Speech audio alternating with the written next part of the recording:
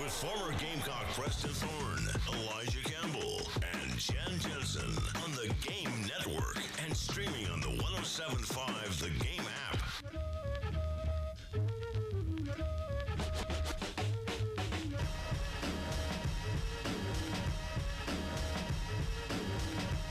Good morning, early game crew.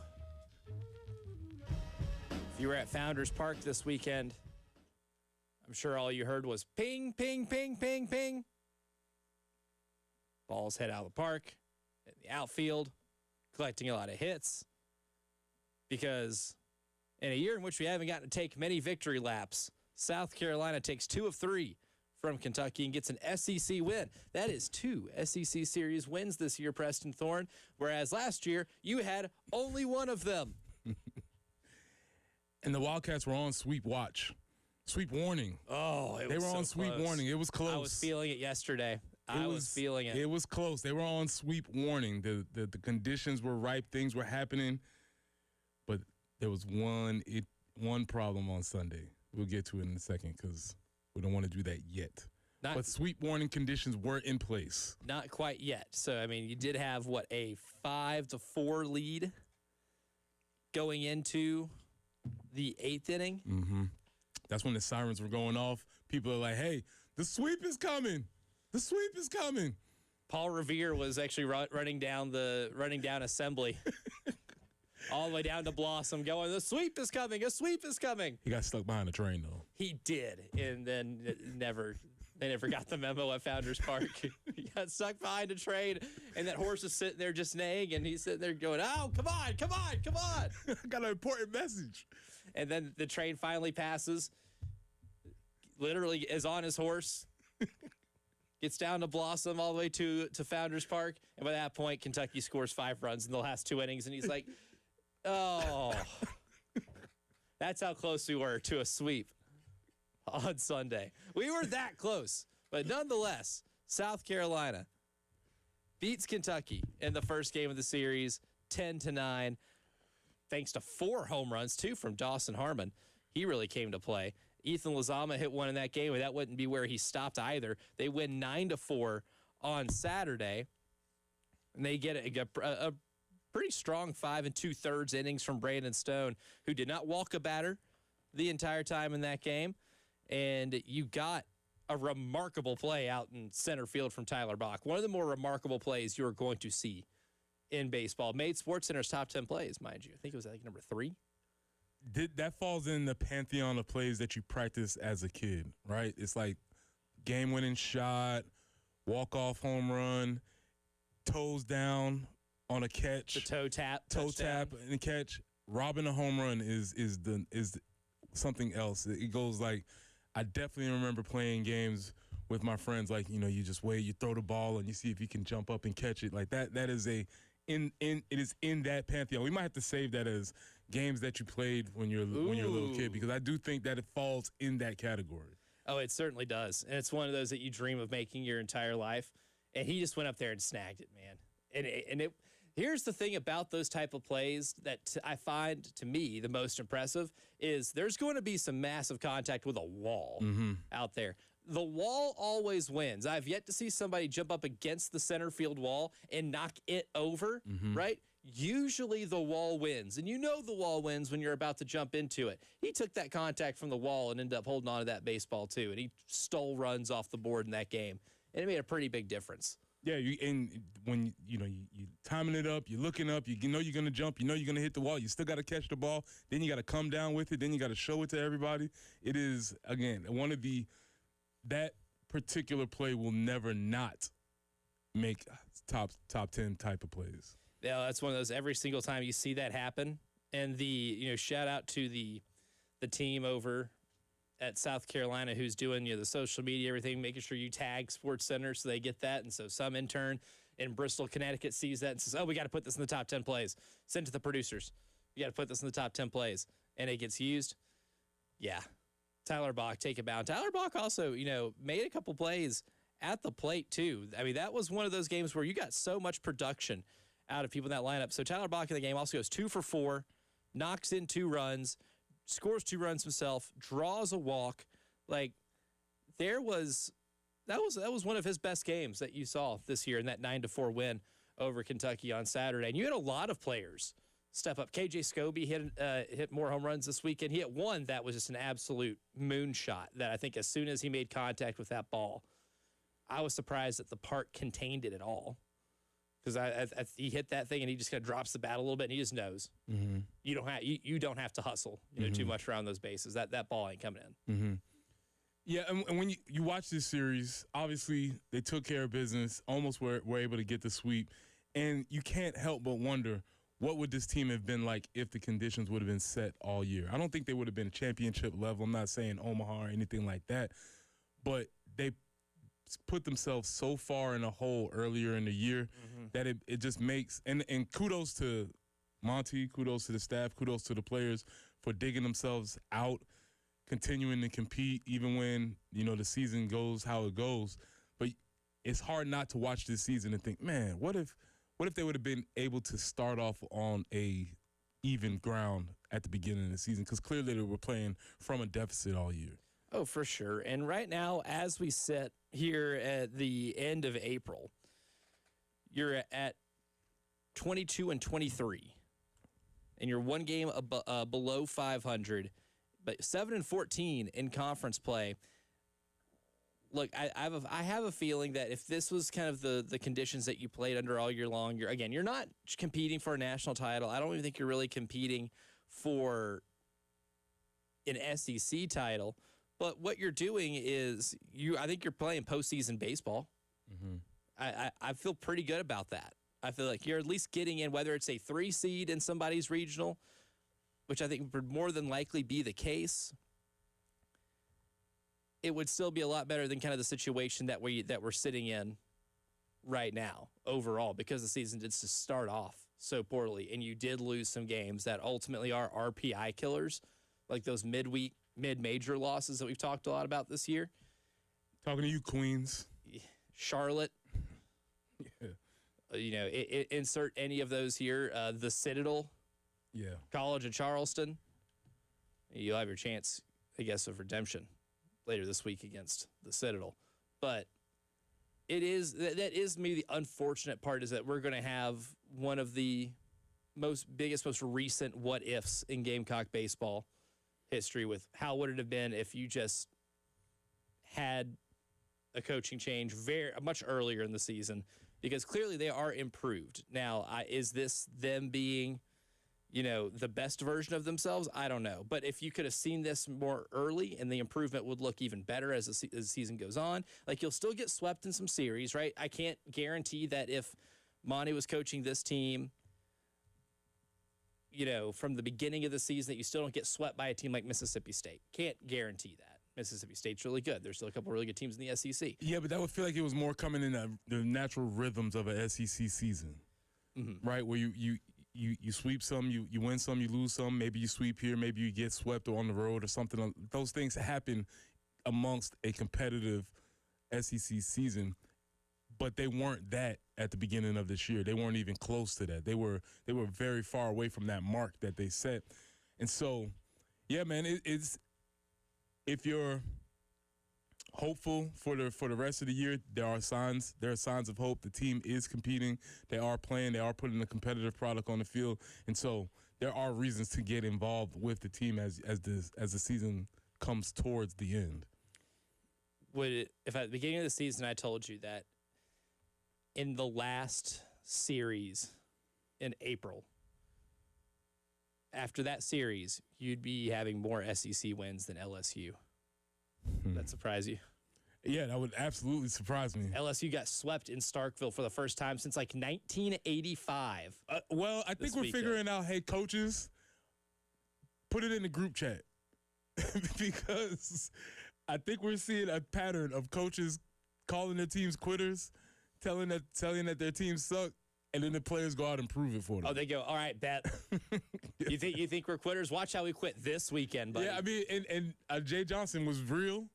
He said, hey, this is not going to happen again. We might have made some miscalculations about the teams that we brought in. But that's what the staff meeting is for.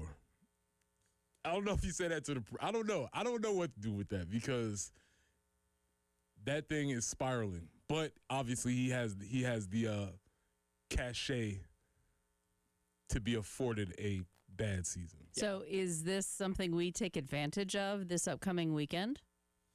Ooh.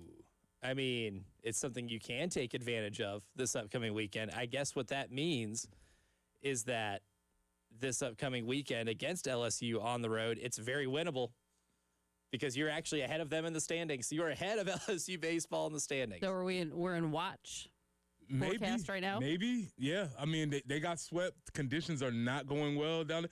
Better question. Vibes are bad in Baton Rouge. Pulmonary show up to the game. Oh, Pulmonary throw out the first pitch. I'll go to that game. I'll take that bet. How much you want to bet they make him throw out the first pitch? And now, ceremonial first pitch. That would be amazing. Paul Maneri, former LSU coach and South Carolina coach. He would definitely get a much warmer welcome in Baton Rouge than he would in Columbia, South Carolina. Now, and I feel pretty good about making that assumption. Listen, you just said they got swept, right? And again, we'll get to that later in the week. But they just got swept. Things are kind of icy. What better time than to call for nostalgia? Well, and to also thorn in the side There you of go. the Gamecocks. Listen, if I was a PR person, I'm on it. Yeah. I'm on it. It's not just enough to be good on a baseball field. You have to be petty. We got to try. We got to save the season some sort of way. We'll see. Well, I'm kind man. of liking this narrative. I may make a phone call. Hey, guys, I got an idea for you. Yes, Anonymous yes, tip. You do. Yeah, an anonymous tip, an anonymous suggestion. Yeah, that'd be awesome. I do love the fact, though, that if you would have told any Gamecock fan in early February, like before the season starts, that you're going to get on Friday, May 1st, the beginning of a 3-game series in Baton Rouge between South Carolina and LSU, and South Carolina has a 1-game lead on LSU, your mind is probably racing. You're probably going, wait a minute. Oh, we've really turned it around. Mm-hmm. Kind of. Mm-hmm. In a way, but not to the degree that you would have thought if I told you that sentence, which would end up being factually correct if I told you that in early February. Probably wouldn't have thought that exact same thing. No. You would have been, well, yeah, if you just say that sentence without the records involved, you would have been like, okay, it's going pretty well. Because South Carolina now at 7-14 in SEC play, and now that LSU's been swept, they are 6-15. Ooh. But think about this. Because you took 2 of 3 from Kentucky, that puts them now at 9-12. So if you were able to get up more games on them this week, and then you're able to leapfrog them a little bit, you're doing much better at climbing some standings. That was one of the reasons why I was so discouraged about Mississippi State last weekend, that you couldn't even get one game, even though some of them were winnable, despite striking out the amount of times they did. But you had a chance to climb some standings because there is so much cannibalism going on at the middle and bottom of the SEC. And with what? We have LSU this weekend, Alabama, that'll be a tough one, at home after that, and then you conclude the season at Vanderbilt, who somehow can't pitch this year. Somehow. Strangely enough, that's not a sentence you hear very often. It's been a really weird year in the SEC in baseball. Kind of a Twilight Zone-esque year. Mm-hmm. But who knows? Maybe you actually end up finding yourself reasonably seated by the time you get to Hoover. There's a chance. There's a chance. And that would start this weekend. It also would start with not getting disappointed this week against the Citadel. But coming up next, we'll hear from Monty Lee. What did Monty have to say following the series win against Kentucky this weekend? We'll hear from the coach coming up next here on the early game. All my sports. The Game Network. 107.5 The Game in Columbia. 96.9 The Game in Charleston. 100.3 The Game in Myrtle Beach. And 100.5 The Game in Florence. The Game phone lines at 803-404-6100. Sponsored by AAA Heating and Air. Now offering 12-month payment plans on all HVAC or electrical repairs with no credit check. Online at callAAAtoday.com. Broadcasting live from the Herndon Chevrolet studio. Herndon Chevrolet is your hometown dealer. Stop by today or shop online 24/7 at herndonchevy.com. There's people that go their whole education without having an African-American teacher. So when I received my lottery-funded life scholarship, I knew I wanted to choose a school that had the Call Me Mr. program. Their mission is to recruit and retain teachers to be those role models for students in underserved areas. And that's what I want to do for my students. More role models means a better South Carolina. And a better South Carolina means a better you. Visit sceducationlottery.com/betteryou. Start your spring cleaning with Zerorez. Get 3 rooms of carpet cleaned for $109 plus a free hallway. No soap, no residue, no harsh chemicals, just a deeper clean that lasts. Plus, now you can also take $100 off air duct cleaning and breathe cleaner air. Visit ZerorezColumbia.com. Whoa. Okay, this one says you get a free phone if you switch. Hey, this one also says you get a free phone if you switch. Yeah, they all do, hon. Wait. The T-Mobile one says families saved over $3,700 versus the other big guys in the past 5 years. And their experience plans have Netflix included, plus a year of Dash Pass by DoorDash. Hang on, let me see that. And a 5-year price guarantee? Oh yeah, we're switching. That's what I'm talking about. Do we clap now or? I'm thinking high five. At T-Mobile, get savings that keep stacking up. That's value you can feel every day. Switch now at T-Mobile. Savings based on Harris X billing snapshots from Q3 2021 to Q4 2025 among accounts with 3+ voice lines compared to AT&T and Verizon. Excluding discounts, credits, and optional charges. See harrisx.com/T-Mobile. Price guarantee on talk, text, and data. Exclusions like taxes and fees apply. See T-Mobile.com. Hey, this is Terry Ford. Got a little story time for you. If you're a business or property owner and you're needing to deter any unwanted cars from parking in your parking lots, definitely call Schroeder's Towing. They'll provide signage for your business completely free of charge. Anytime a vehicle is parked in your lot that shouldn't be, Schroeder's Towing will be there to make sure your lot stays open for your employees, customers, and tenants. Trust me, I know firsthand what happens when you ignore Schroeder's Towing signage. Just go online at schroederstowing.net. Just dial pound 250 and use the keyword tow truck. Schroeder's Towing, the best and fastest hookers in town. Gamecock fans, are you ready? This is your shot to meet the future of South Carolina football. QB1, Lenora Sellers, live Saturday, May 2nd, 11 to 12:30, only at Gamecock Traditions. Tickets just $10. That's right, $10 gets you an autograph and $10 off your gear. But listen up, only 250 tickets. No walk-ups, no outside items. When they're gone, they're gone. This will sell out, so don't get left out. Lock in your spot now and meet Lenora Sellers live. Average Amy's. Our coffee has caffeine and our muffins are cooked.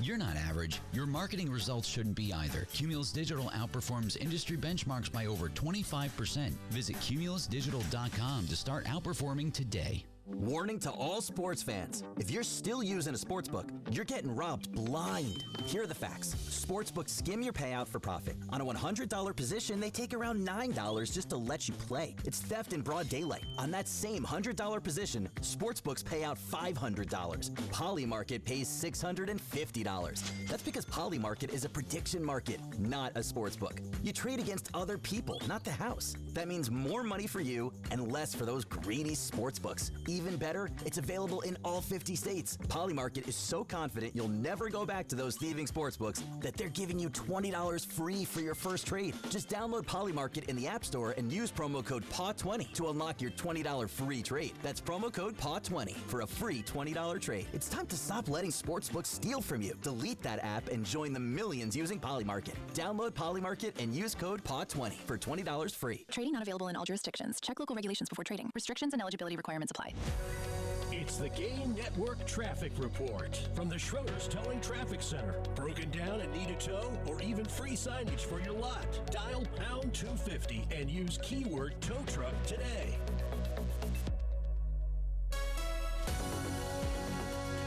Looks like we have some heavy traffic. Highway 1 between Kittiwake and I-26, and that would be heading in towards Columbia. So be mindful of that. And a little bit cooler for the start of our work week. Clearing skies today, 76 for the high, 78 tomorrow.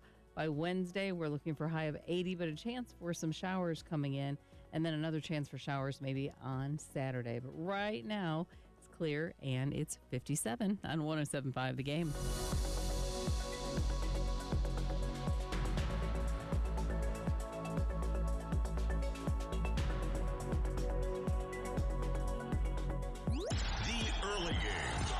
With former Gamecock Preston Thorne, Elijah Campbell, and Jen Jensen on the Game Network, 107.5 Game app, and at the Game TV radio on YouTube.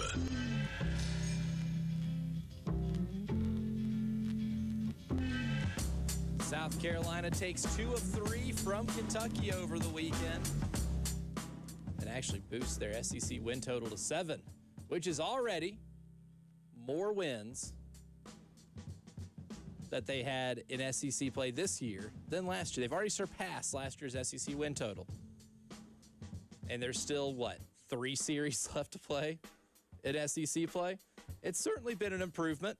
And I think one of the many takeaways that you could have from this weekend, which included a 10-9 win on Friday, a 9-4 win on Saturday, and then a 9-5 loss, a Dolly Parton loss, if you will, a 9-5 loss on Sunday, is that you hit the ball a lot better. You didn't have any 18 strikeout games, anything of that nature. There's still a couple in which you still struck out in double figures. It got close on Sunday. It got close. What was the final tally? 16? Yeah. You got close. And I think that's a very clear indication, right? You don't strike out, you win. You strike out a bunch, you lose. And I don't know if it's that simple, but I'm seeing a trend. I see something. You're certainly having a lot more what I think you would consider quality at bats. Now, that's one thing that Monty talked about when he first kind of took over as interim head coach, is that there is an emphasis on quality at bats. It's one of their outlines to winning baseball games, but he doesn't really go into depth in terms of what constitutes a quality at bat for them.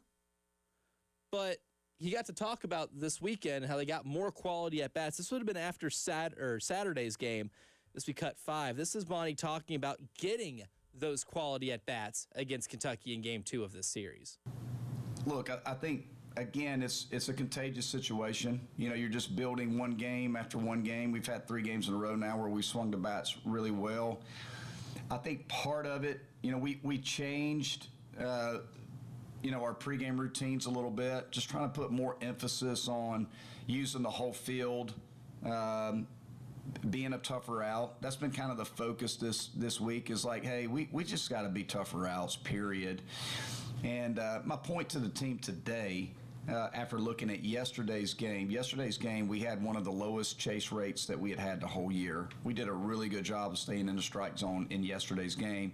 And I just made it a point that when our guys who are in our lineup day in and day out, who tend to chase some, right? We have a few guys that tend to chase pitches out of the zone a little bit. When those guys are disciplined in their at-bats, when they have the most disciplined at-bats of the group, we score a lot of runs.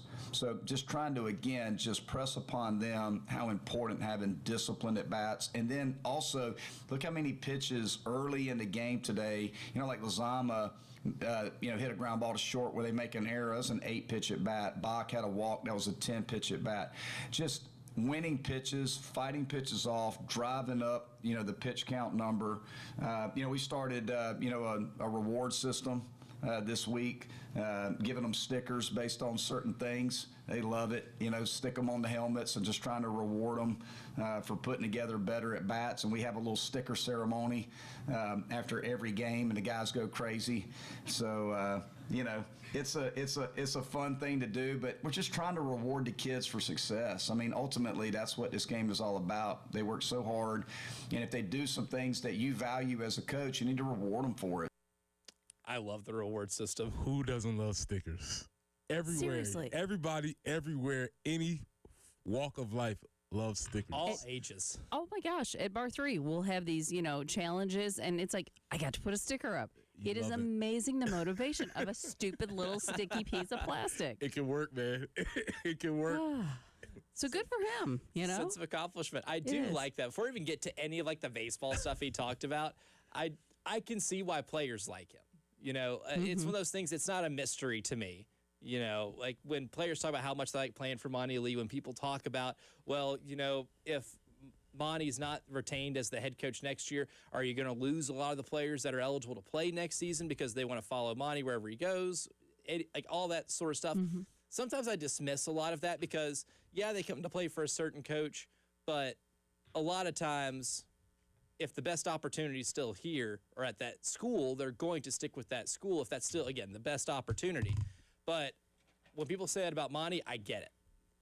I've started to learn that kind of throughout this whole process, and I totally understand why, as a player, you would love to play for that guy because of things like this, right? I mean, it may seem silly to anybody outside the room, but those players clearly eat it up. They love it, right? They're playing for the sticker reward system too, but it makes things less mundane, right? Even when you get through kind of the slog of the baseball season, it still gives you something to look forward to when you do make some good plays. And it's something that I think was clearly lacking. The fun part of baseball was clearly lacking. Celebrations. With Paul Mainieri, yeah. And that's one thing that it might not be a baseball-specific adjustment, but it is a locker room and vibes adjustment that does actually have some tangible benefit to it. I mean, again, way back in the day when I played, stickers worked. It worked 20 years ago. It worked football. It works baseball. It's just an idea of providing some sort of tangible, visible signal that this guy's doing his job. And it's also let the coach know I see you. And everybody else can see that I'm doing my job. I do my job a lot, whatever my job is. Coach Holtz used to give us candy bars for grading out a winner. A single candy bar. You have to grade out 80% to get a candy bar. Did you get a full size or was it fun? He was full size. He wow. would go full size candy out bar. on you. But here's the thing. Snickers. Even when I was a broke college student with no NIL, I could have bought my own candy bar. But it wasn't the same. Because you didn't earn it like that. That's what I'm saying. Now, he gives you a candy bar, and it's like, I got the best Snickers I ever had. Because I know I earned it. And so, yeah, obviously that is not the baseball thing. But he did talk about something baseball. He talked about the idea of we're going to have this at bat where we take multiple pitches.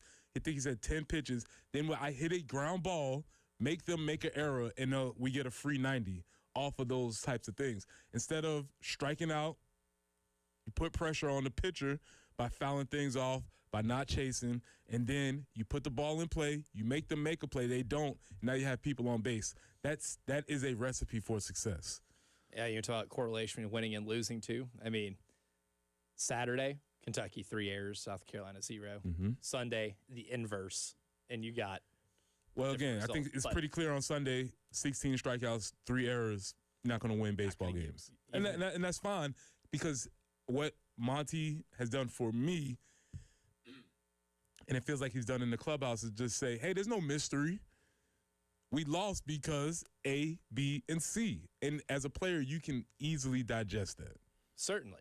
And then, of course, the reward system with it. I think that's maybe the most fun takeaway there. And I did find it interesting, though, that, Friday night and scoring 10 runs in an SEC game where they have sometimes struggled to score runs in these type of scenarios, lowest chase rate.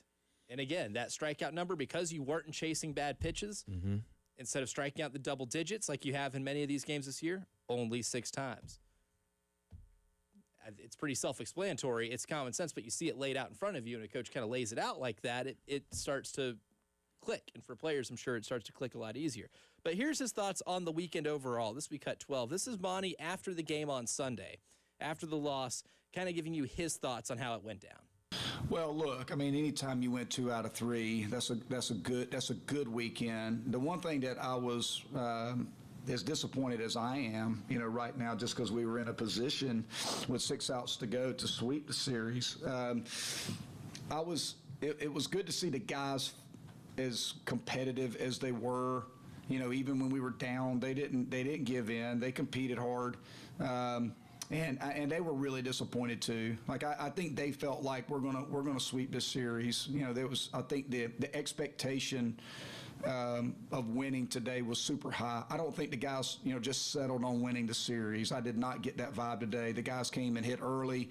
They did all their early work, good work, defensively, a great batting practice. I thought everybody was amped up and ready to go.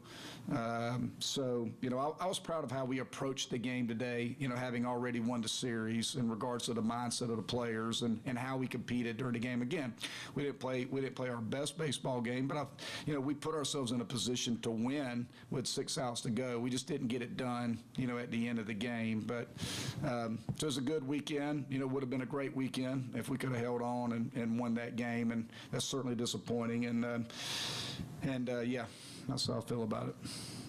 We'll get to more of what Monty said later on in the show, but coming up next, Brandon Cisse found a home in the second round. Where'd he go? We'll tell you next. Wow, what a play. The Game Network. Columbia, Charleston, Florence, and Myrtle Beach. We have a new way for you to call the AAA Heating and Air phone lines. Just dial pound 250, and when prompted, punch in the keywords, the game. And that's it. Again, pound 250 with the keywords, the game. Preston here for our friends at the Men's Clinic. Listen, do you want to talk to a person? Do you want to talk to a human being? Have you been struggling, maybe feeling like you're not performing the way you used to? Call Dr. Dan Baltnight at the Men's Clinic. Dr. Baltnight is a respected local physician. He'll get to the bottom of it. This isn't a faceless online program where you send your numbers into some portal and it spits back information at you. No, you get to talk to a human being at the Men's Clinic where you'll find a non-threatening, comfortable environment and your concerns are welcome. The best part, your initial consultation with Dr. Dan Baltnight is absolutely free. You have nothing to lose and everything to gain. So don't wait. Call Dr. Dan Baltnight at the Men's Clinic at 803-875-MENS. That's 803-875-MENS. Or you can visit them online at mensclinicsc.com. Sponsored by Burger King. Burger King has been working on the Whopper, and thanks to you, it's never tasted better. Flame grilled beef, crisp produce, and a perfectly toasted bun. Whether it's been weeks or years, come try the Whopper again for only $3.99 on Whopper Wednesday. Terms apply. Visit bk.com/terms. Vista Roofing, your local CertainTeed Select Shingle Master. Looking for a roof that's built to last? Trust the certified experts at Vista Roofing for professional installation, top-tier materials, and peace of mind backed by industry-leading warranties. From repairs to full replacements, Vista Roofing delivers durable results and exceptional service. Call now or visit VistaRoofingINC.com to schedule your free estimate. Vista Roofing, raising the standard one shingle at a time. Texting enrolls you in a recurring automated marketing text messages. Consent not required to purchase. Message and data rates may apply. The team's looking good this season. I think so. Man, I miss playing football. Ever since I turned 40, I just can't find that fire I used to have. Think it could be lower testosterone? What do you mean? I was feeling the same way. After 40, the body has less testosterone, and men lose their edge. That's why I take Nugenix Total T2. That's the testosterone booster, right? Yes, but Total T2 is their brand new formula that skyrockets nitric oxide levels in as little as 3 hours. Since I started taking it, I've been lifting like when we played for Coach Carter. My energy is way up, and it even spiced up things between me and the missus. Are they still giving out complimentary bottles? Yep, just send a text. Text HIM to 215-215 for your complimentary bottle of Nugenix Total T2, the next generation testosterone booster. Text now and we'll include a bottle of Nugenix Thermo X, our newest, most powerful fat burner ever, absolutely free. Text HIM to 215-215. That's HIM to 215-215. These statements have not been evaluated by the FDA. This product is not intended to diagnose, treat, cure, or prevent any disease. Paid for by Adaptive Health. Hendrick. Why shop for a Chevy or GMC the way you always have when there's a better way? Shop the nation's #1 dealer group, Hendrick Chevrolet and Hendrick GMC. Thousands of car buyers across Columbia have switched to Hendrick for a larger selection, better pricing, and an easier buying experience. Plus, buy now but make no payments for 3 months. You don't have to shop the old way anymore. Experience the Hendrick difference. With approved credit, see dealer for details. Are you ready for a new Gamecock tee? At Gamecock Traditions, they've got the latest styles and deals that will make you do a double take. Right now, grab 2 tees for just $25. That's right, 2 for $25. Most places charge that for just 1. Want name brands? Champion tees are just 2 for $38. And you can mix or match men's, women's, or kids' styles. Small sizes all the way to triple extra large. Fresh designs, incredible prices. Always the Gamecock Traditions way. Lexington, Sand Hills Village, or online at GamecockTraditions.com. Don't wait, these deals won't last. Average Amy's. Our coffee has caffeine and our muffins are cooked. You're not average. Your marketing results shouldn't be either. Cumulus Digital outperforms industry benchmarks by over 25%. Visit CumulusDigital.com to start outperforming today. Powered by Integrated Media, The Game TV. Sponsored by Shepherd's Glass. For auto, home, and commercial glass. ShepherdsGlass.com. In Chapin and West Columbia. The Game TV. Sponsored by Shepherd's Glass. Shepherd's Glass. It's the Game Network Traffic Report from the Schroeder's Towing Traffic Center. Broken down and need a tow or even free signage for your lot? Dial pound 250 and use keyword tow truck today.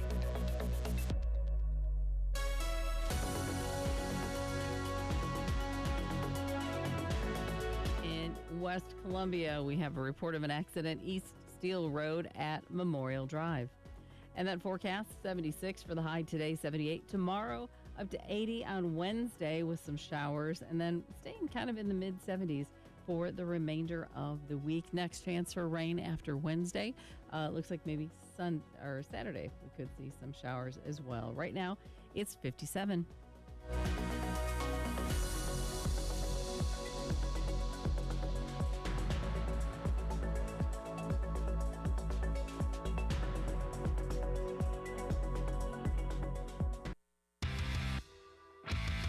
Early Game with former Gamecocks Preston Thorne, Elijah Campbell, and Jen Jensen on the Game Network, 107.5 Game app, and at the Game TV radio on YouTube.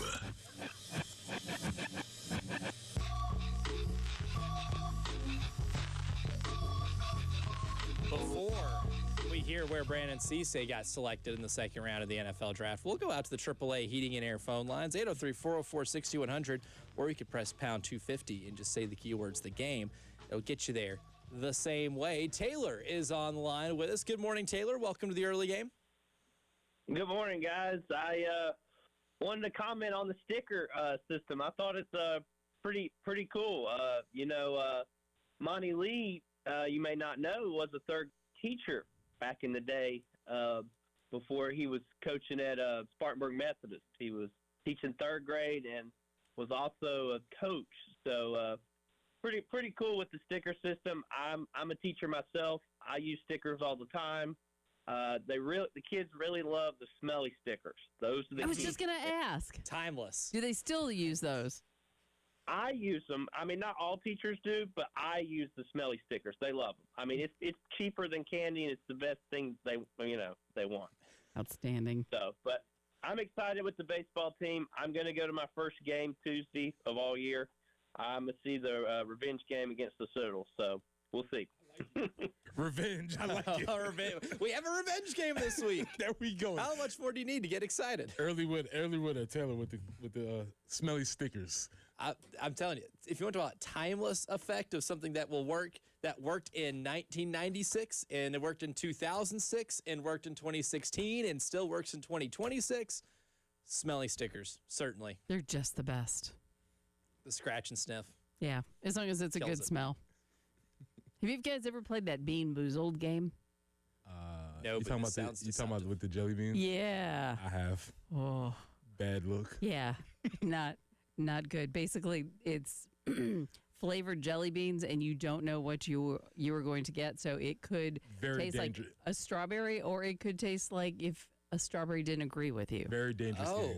Yeah. Very Sounds dangerous, like a dangerous game. Fun party game. Very dangerous. Yeah. We might have to bring, if we could find those, might have to bring those in. I could definitely get my hands on some. Mm-hmm. But I'm thinking that's the kind of sticker you don't want. You want the good stickers that smell good, cotton candy and strawberry and all that. Yeah, not a Bean Boozled sticker. Yeah, I could make it for adults and you get a lavender sticker, and buddy, it's over for me. The greatest sense in the world. You have me just sitting here. Why did you smell in your hand? It's a sticker, dude. It's a sticker. Just smell this. Hey, buddy. I would be insufferable if I had access to those. Or comatose. Ah, lavender. Yeah, he just falls Like a cat on catnip. I'm just sitting here like slouched in my chair, just. Elijah good? Oh yeah, actually he's fine. Yeah. He's never been better. Right. He's very zen right now. He has reached peak zen at this moment in time. Oh man, I'm sure Brandon Cisse felt a little bit of zen because he heard this on Friday night. With the 52nd pick in the 2026 NFL Draft, the Green Bay Packers select Brandon Cisse, defensive back, South Carolina.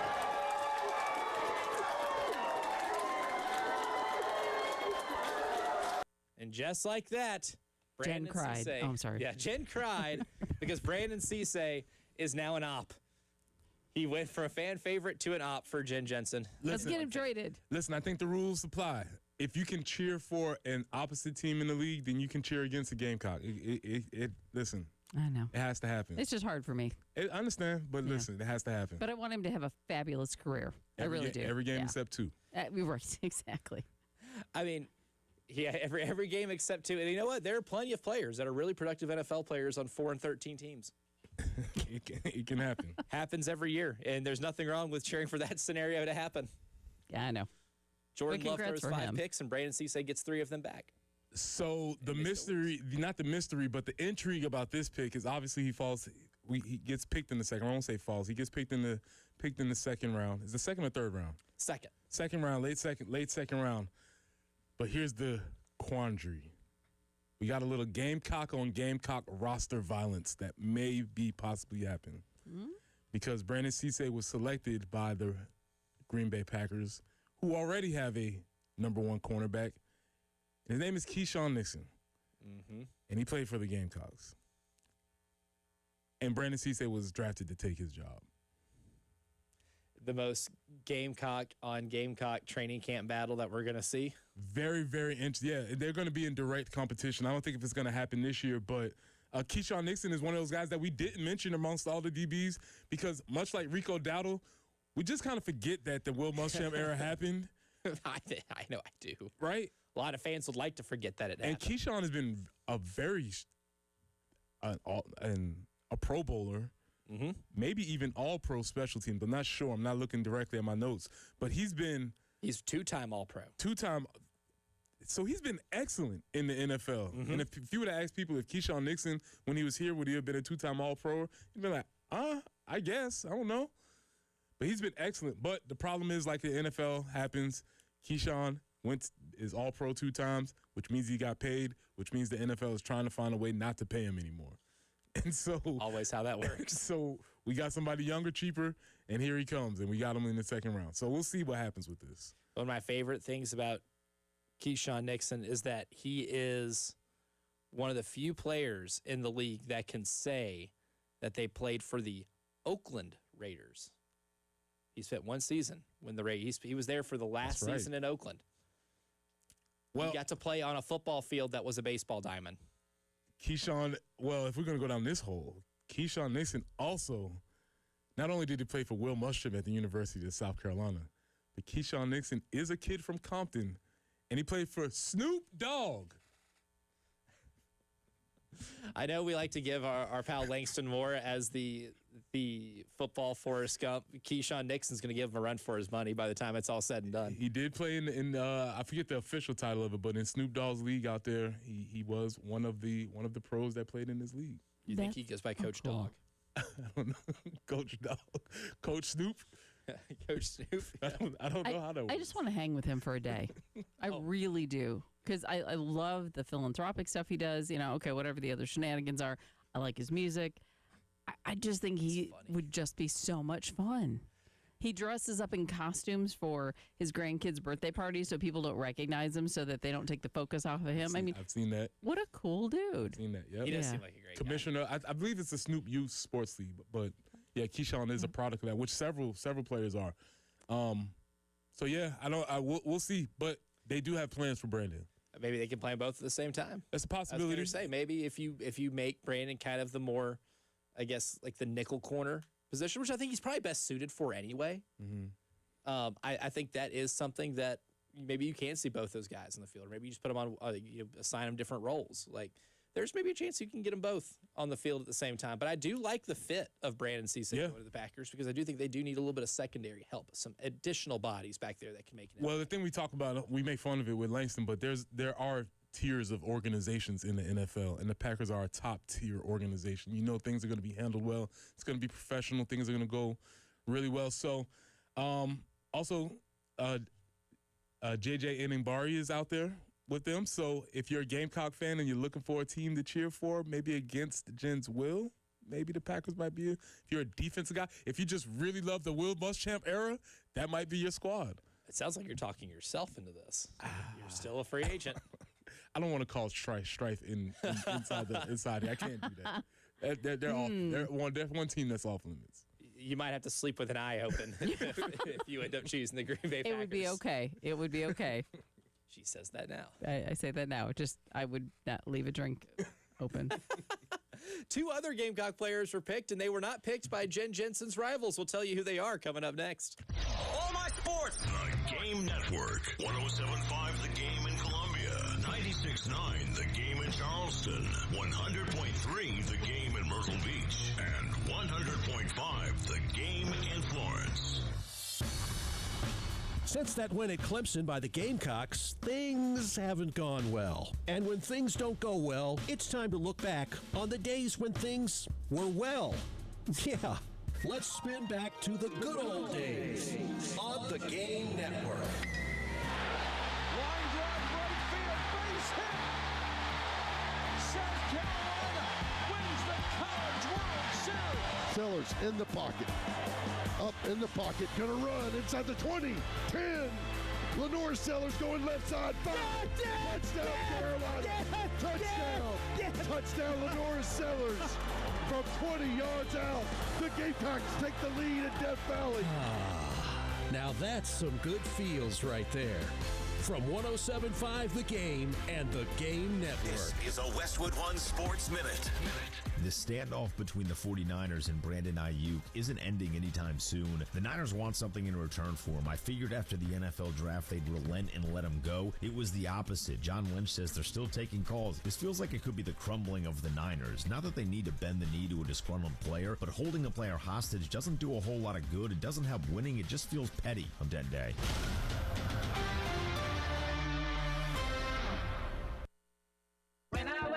The best mornings in the morning light start with Wrangler. I put on my jeans and I feel all right. Jeans, jackets, and shirts that get your day started. Good mornings make for better days. Wrangler, for the ride of life.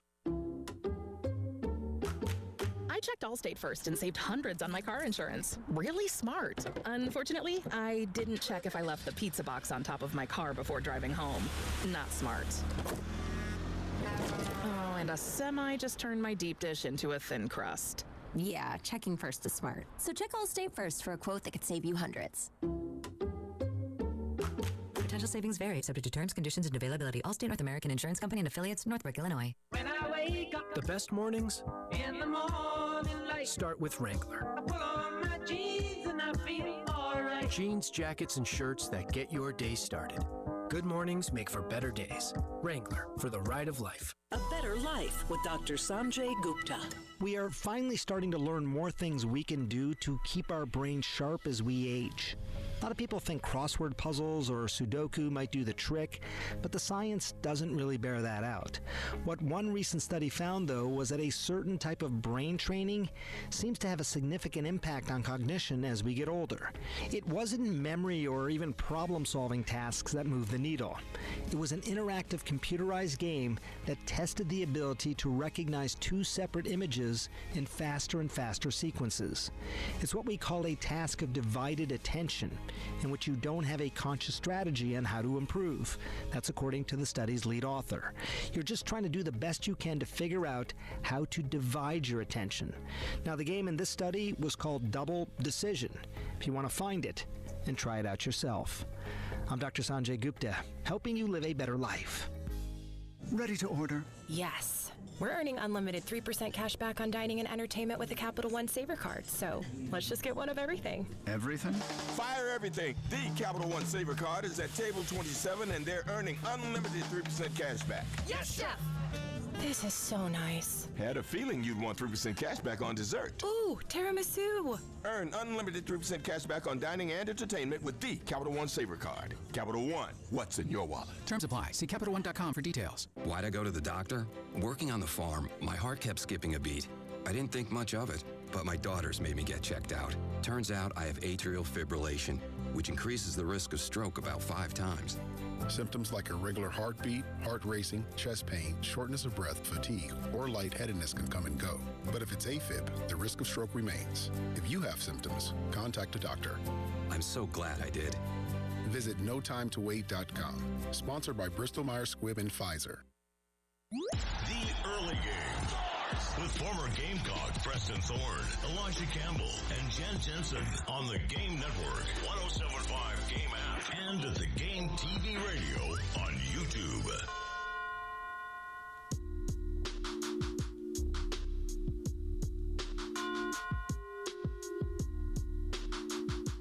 Day 3 of the draft. That was Saturday.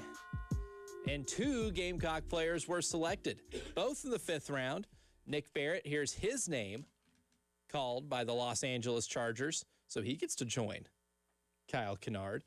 But I think the big story, though, the shocking thing, was Jalen Kilgore going in the 5th round. And we talked a lot about Jalen, his skill set, how good he was here at South Carolina, how important he was on these last 2 defenses. I firmly expected him to be 3rd, maybe 4th round. At best, maybe late 2nd because of the position that he plays, right? That kind of Swiss Army knife that you're seeing a lot of teams look for defensively to kind of be that counteraction to what you mentioned last week, Preston, as, you know, these hyper-athletic tight ends. Mutants. Yeah. The Kenyon Sadiqs, again, that's a tight end who fits that mold, who was taken in the middle of the 1st round. That's kind of like the counteraction to it. Nick Emenwari is kind of what I think is going to be a trend in football, or guys that are incredibly athletic that have multifaceted skill sets that can do a lot of different things on a football field.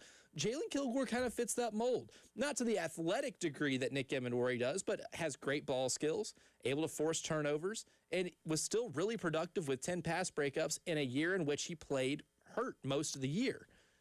To see him fall to 5, I thought was incredibly surprising.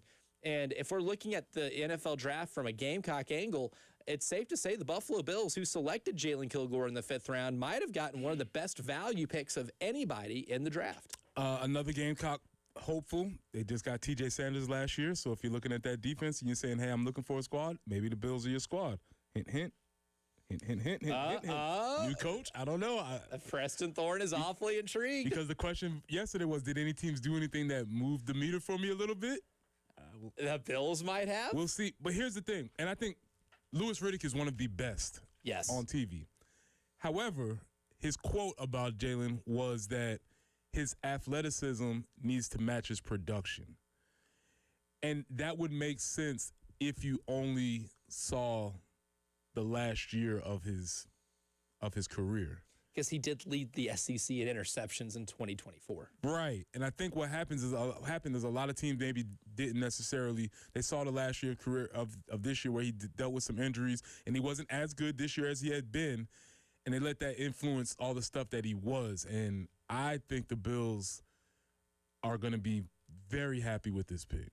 I think so. I think he ends up starting for that. I think there's a good chance that he can end up starting for that team. And this is what the NFL is made of. The NFL is made of 3 through 6 round guys who, for whatever reason, fall into those categories, whether they played up to that or they fall down, but teams get them. They get them on value, and next thing you know, they have this 5-year starter locked in, because that's the other part about being drafted that late. They're going to have him for 5 years if they, if all things work well, at a very low price. So this is the best of all worlds for Buffalo. And even for Jalen Kilgore, too. He's in a position, too, with a team that has championship expectations. Much like Nick Emenwari. Yep. He's not going to a team that's building. He's going to a team that's on the precipice of. Matter of fact, the window is tight. this is actually a pretty critical year when you're talking about, the window, capital T, capital W, for the Buffalo Bills. And one thing that they kind of always need to shore up is that defense being as good as it was a few years ago. Because remember, they had to make a lot of changes just to, fit under the salary cap because, again, you pay Josh Allen that type of money. Not saying you shouldn't do it. You absolutely should. That's just part of the nature of football. When you do have a quarterback that's won an MVP, you kind of have to pay them a lot of money. You have to make everything else work. You are looking for value everywhere else on the football field. And if Jalen Kilgore can become that type of player that is in the mold of guarding the mutants at tight end, being able to come up and play the run, who can assist in pass coverage and create a lot of PBUs and get his hand onto some deflected balls to get interceptions, which I think was maybe his specialty, right? He plays deflections really well. If you're able to get that level of production, especially what you got in 2024 with Jalen Kilgore, that value that Buffalo's getting is immense. Mm-hmm. And something that they, I think, desperately need to be able to get at least some type of bargain. And that's one thing about Jalen Kilgore, too, is that, and Teron talked about it. We had Teron Davenport on Thursday. He talked a lot about how well he thought he came up and played the run. Like, Teron really liked Jalen Kilgore. I think he liked him more than Brandon Cisse. And he made the case of why maybe if you're the Tennessee Titans, you take him, or at least that's the team, he covers. And he's had talks to guys in that front office that also really like Jalen Kilgore. I'm really surprised to see him fall in the 5th round, but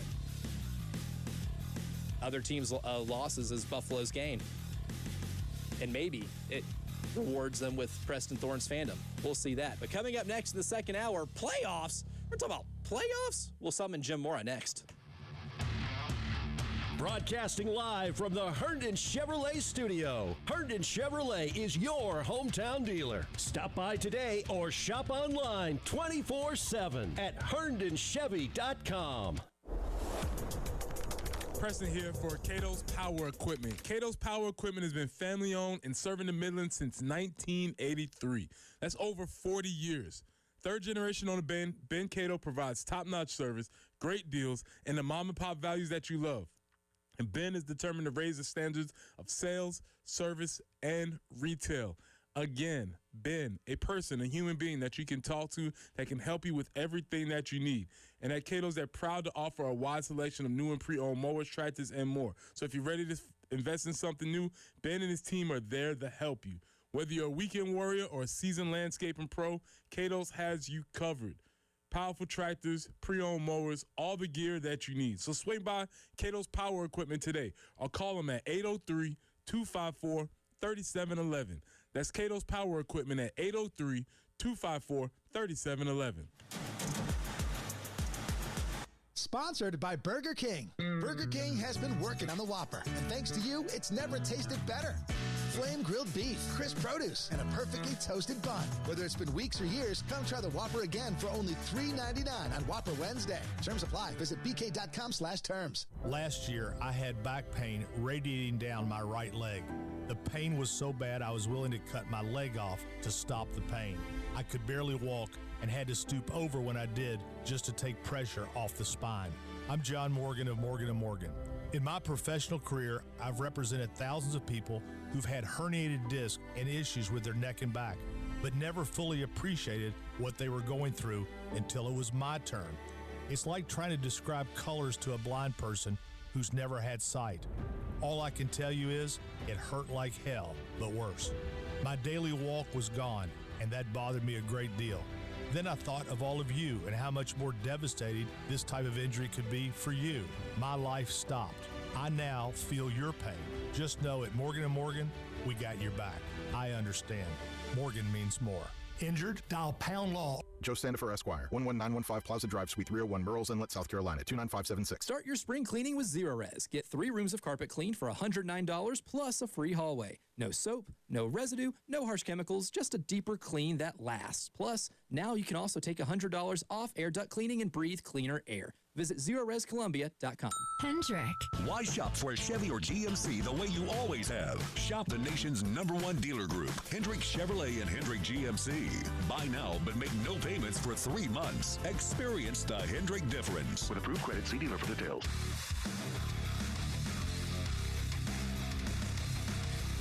Everybody loves streaming till you have to pay for it. Just download the 107.5 The Game app and stream us for free. It's the Game Network Traffic Report from the Schroeder's Towing Traffic Center. Broken down and need a tow or even free signage for your lot? Dial pound 250 and use keyword tow truck today.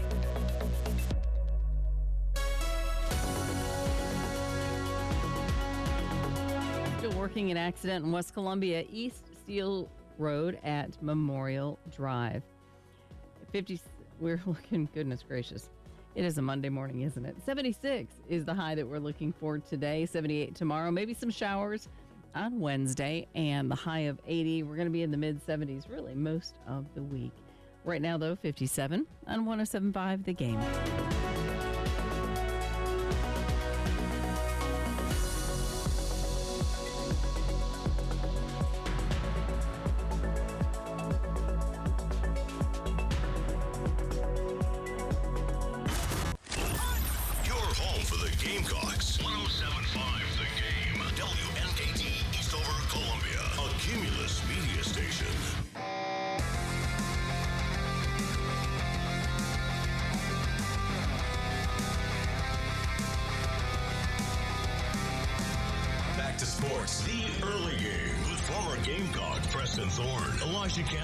Jen Jensen on the Game Network, 107.5 Game app, and the Game TV radio on YouTube.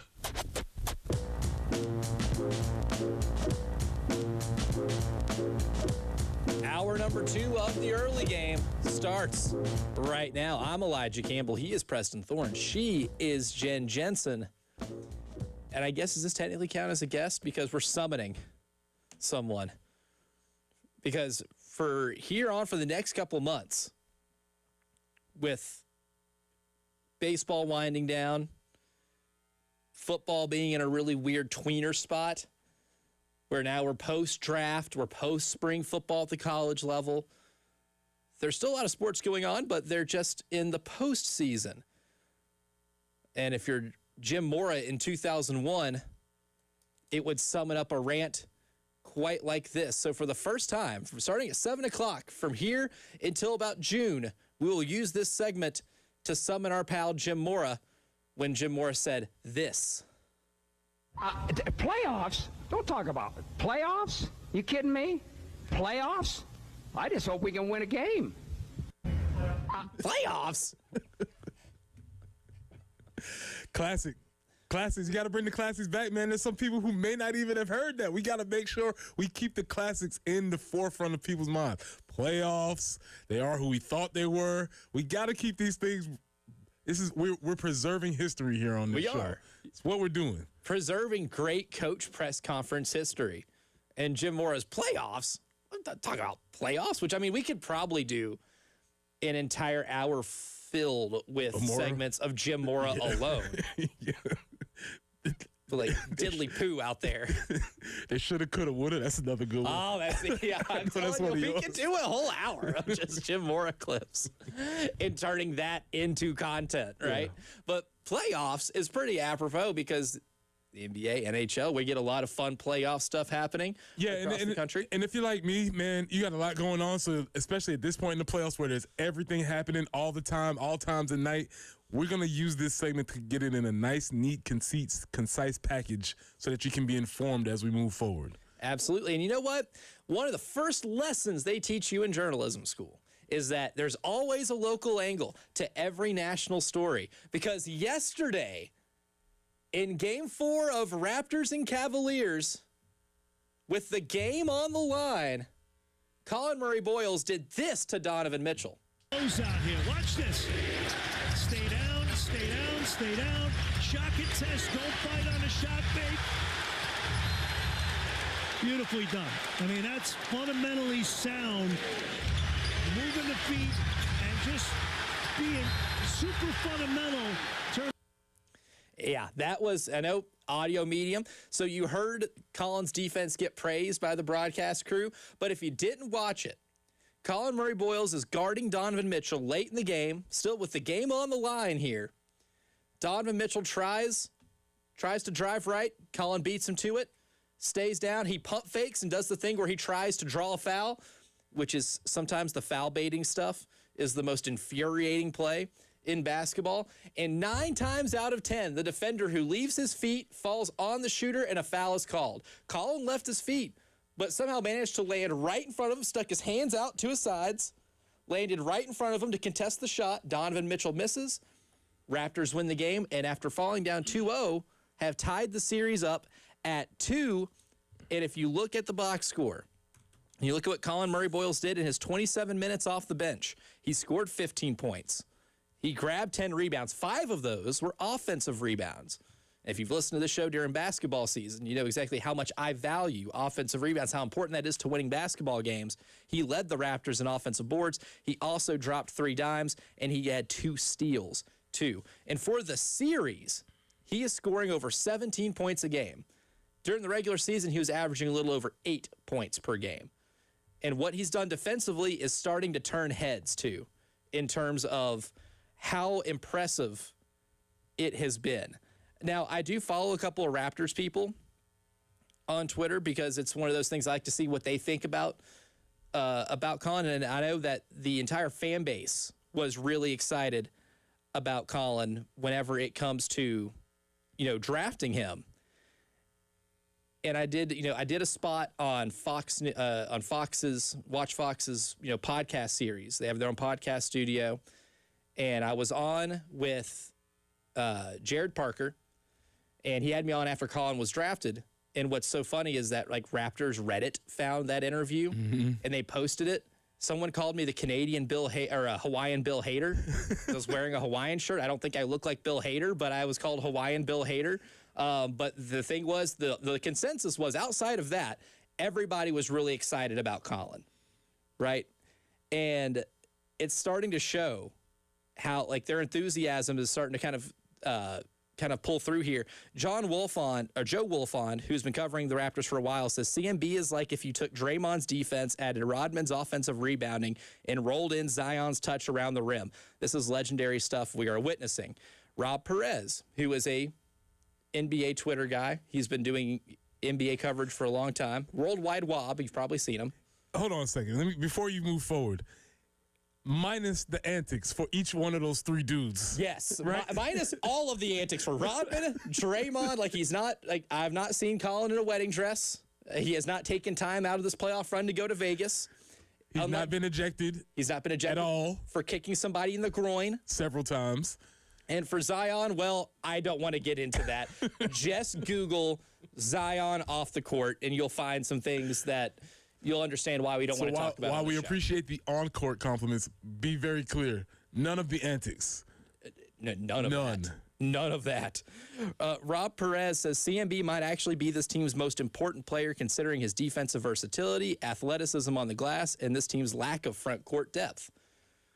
Colin's actually doing a remarkable job in his first playoff series, giving the Raptors a chance to beat the Cleveland Cavaliers and advance in the playoffs, which I don't think a lot of people would have expected, even including me. I figured the Cavs would probably win this thing in 5, maybe 6, but yes, that could still happen, Cavs winning this thing in 6, but the Raptors defensively doing what they did off the back of Colin's athleticism and his defensive versatility leads me to believe that this is truly a 50-50 ordeal now. Mm-hmm. Because he has been that good for them. Yeah, and when you combine that with, again, James Harden deciding hey, I don't do playoffs. I want to turn the ball over 8 times in this game. Yeah, I'm a regular season scorer. I don't do playoffs specifically. I don't do when it counts in the playoffs. Which this is what he does.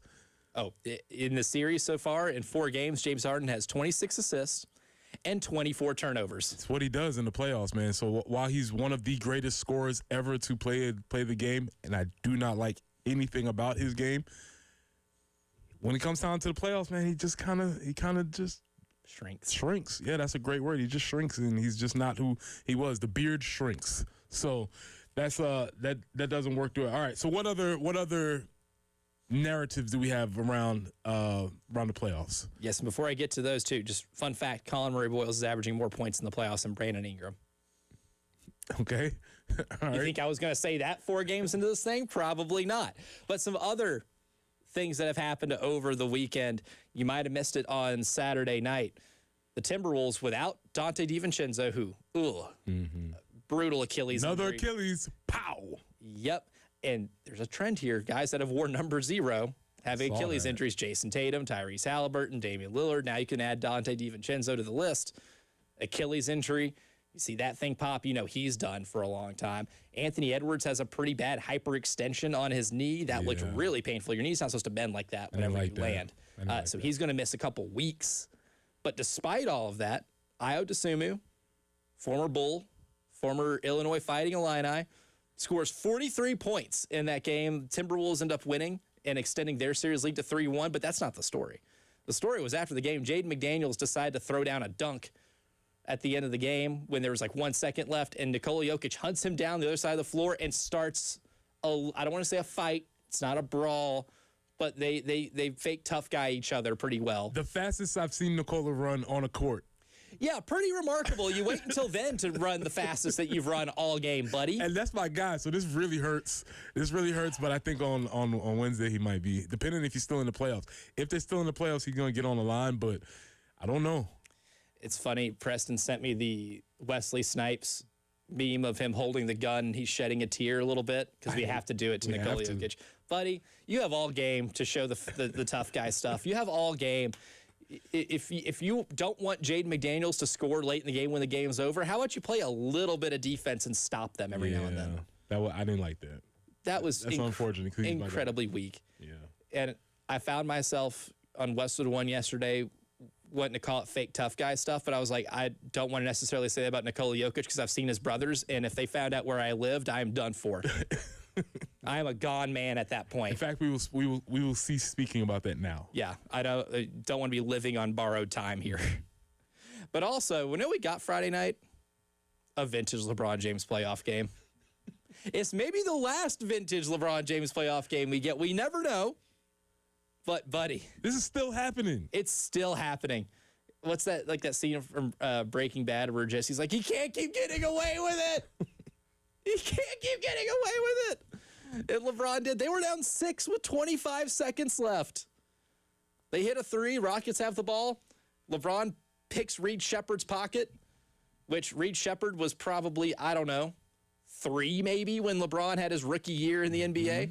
Previously in the game, too, LeBron was throwing oops to his son. Come on, man. What are we talking about? In a playoff game. What are we talking about? In a playoff game, he is throwing lobs to his own kid out on the floor. But then he picks Reed Shepherd's pocket, gets the ball back, pump fakes, fade away three-pointer, drills it with less than 10 seconds left, and they erase a 6-point deficit in like 20 seconds. One of the remarkable things. And then they win in overtime. And they went up 3-0. They got beat last night. They got beat last night. Yeah, they got beat. They need to close that thing out. They're going back home, Los Angeles, for Game 5. Don't play. Yeah. Because Kevin Durant might be coming back too. Yeah. Don't play. You don't want that to happen. Yeah, you don't want that to happen at all. But for one night, LeBron James gets once again channeled his inner prime and was able to claw them back to win that game. The man is 41 years old. Come on. This is ridiculous. He's been in the league for 23 years. It is one of the most remarkable stretches that I think we'll ever see in pro sports. We won't see it again, ever. It's done. Especially one of one. Especially not in a sport like this that requires so much conditioning. Yeah, especially when you see people blowing their Achilles on the daily. So, I mean, it's not happening. Right. You're seeing a lot more of that, which is also a very troubling sign. And then in the Stanley Cup playoffs, too, the Carolina Hurricanes, just north of us right here, brought the brooms out. They swept Ottawa. And guess what? They got a really good series from their goaltender. I used to call him regular season Freddie because Freddie Anderson's usually a guy who puts up some really good numbers in the regular season, gets lit up like a Christmas tree once you get to a certain part of the playoffs. So far, in the first round of the Stanley Cup playoffs, leading the playoffs in goals saved above expected. Don't the Hurricanes usually run up on the Lightning? They run up on the Lightning sometimes. They'll run up on the cream of the crop or the Florida Panthers. They kind of fight from that. They kind of usually, they seem like they fight from like that mid, like the 4 or 5 seed or whatever that is, and they end up kind of bumping up against the ceiling. This year, they're the number 1 overall seed in the East. So there's a more expectation. They've been so bad at home in the playoffs the last couple of years, but they took care of business in round one. They swept the Senators. Looking forward to see what they can do for the rest of the season. That is something to monitor, because the Senators like a little dysfunctional. Maybe not a lot of regular season hockey followers. I keep tabs on it. They were a little dysfunctional, but you took care of the threat in the first round. But the most fun part of the hockey playoffs of the weekend, Preston Thorne, was Gritty, the mascot from the Flyers. If you have not seen Gritty, Google him. Go! And see what he did to the little stuffed penguin that was there in the arena. And he picks him up and throws him down like 3 sections of seats and beats up that poor little mascot penguin. It is one of the funniest things. That mascot is so terrifying, but so funny. Google describes him as a 7'2" furry orange creature. Accurate? Yes. Think about if Grimace was 7'2", furrier and orange, with crazy eyes. And if you're looking for any rooting interest in the playoffs, cheering for the Flyers just because of Gritty would be my recommendation. But coming up next, though, it's the early game morning meeting, and we talked about the Gamecock players that got drafted over the weekend, but there's one Gamecock player in particular who did get drafted, who I think is the type of player that should be celebrated in college sports. So we'll do that coming up next. Wow, what a play! The Game Network. Columbia, Charleston, Florence, and Myrtle Beach. South Carolina head baseball coach Paul Maneri has been let go. Monty Lee is the interim coach, and possible candidates are already emerging. Yeah, I mean, it's amazing. We're in week 11, and we're already talking about jobs. What a world we're in. Keep it here on The Game as we follow every rumor. Every rumor. Girlfriend. No fluff. No filler. That's good enough for me. Your home of all Gamecocks gossip. 107.5 The Game and The Game Network. Broadcasting live from the Herndon Chevrolet studio. Herndon Chevrolet is your hometown dealer. Stop by today or shop online 24/7 at herndonchevy.com. Now, selecting players to be the future face of your franchise, like we saw in a certain league this weekend, can be a tough decision. But selecting somebody to help you get out of some tax issues and get you out of that IRS maze, significantly easier. There's only one pick to be had, and that is John Ecton and his team at the Ecton Law Firm. 803-771-9800 is the number to call. Set up a free consultation and talk with John and his team at the Ecton Law Firm, which is a local team that has been giving local solutions, proven local solutions, to get people out of whether it is business tax issues or personal income tax issues. They are very well seasoned when it comes to getting people out of these predicaments, and they can help you. And it starts by just setting up that phone call and that consultation. Again, 803-771-9800, and you can always hit them up online too at ectonlawfirm.com. That's ECTON lawfirm.com. Hey, that was our exit. We're gonna miss the first pitch. Just gotta make a stop at Kroger. I promised I'd bring nachos. Nice. You have the Upside app too, right? Upside? What's that? Upside is a free app that gets you cash back when you buy groceries. And they just added Kroger stores in Columbia. Wait, I can get money back just for buying groceries? Yep. And right now, you can get an extra $10 bonus on your first Kroger trip with the app. That's up to $25 cash back on one grocery run. Even this Kroger store right here? Yes. Now pull over. Let's get some cash back on those nachos. Upside is now available for Kroger stores in the Columbia area. Download the free Upside app and use promo code FAM3 to get a $10 bonus on your first purchase at Kroger. That's promo code FAM3. Remember, use promo code FAM3.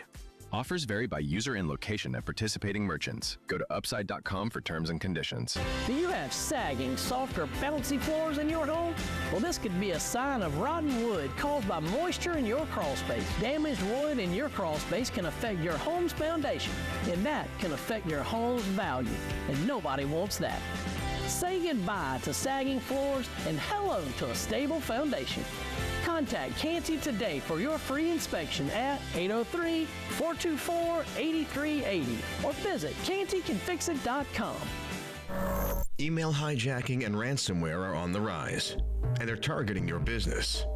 Once your data is out there, there's no fix, no reset. Do you know where your business is vulnerable right now? Find out with a cybersecurity audit from IntelliSystems. IntelliSystems is one of the few firms worldwide that's GTIA Cybersecurity Trustmark Assured, meaning the highest global standards. They find gaps before criminals do. Schedule your audit now. IntelliSystems.com. Looking for a truck dealership that treats you like family? Come to Herndon Chevrolet, your truck headquarters, proudly serving Lexington and the Midlands for over 50 years. Whether you're after a brand new Silverado, a tough pre-owned truck, or expert service, you'll find it all right here with a huge selection and the best truck deals around. There's no better place to shop. Visit HerndonChevy.com or stop by today. Herndon Chevrolet, Herndon makes you wanna smile.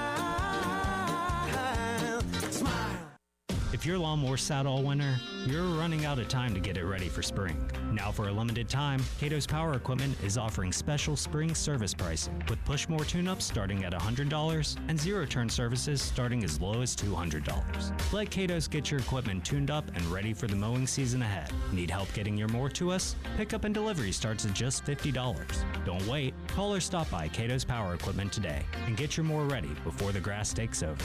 Visit CatosPowerEquipment.com. It's the Game Network Traffic Report from the Schroeder's Towing Traffic Center. Broken down and need a tow or even free signage for your lot? Dial pound 250 and use keyword tow truck today.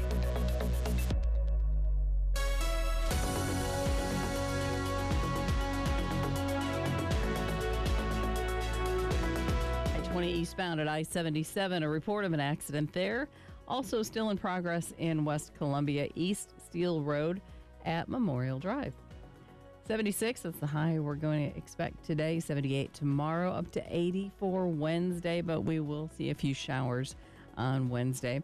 And then back to the mid-70s for the remainder of the week, but it's a little bit cloudy right now, and it is 56 on 107.5 The Game.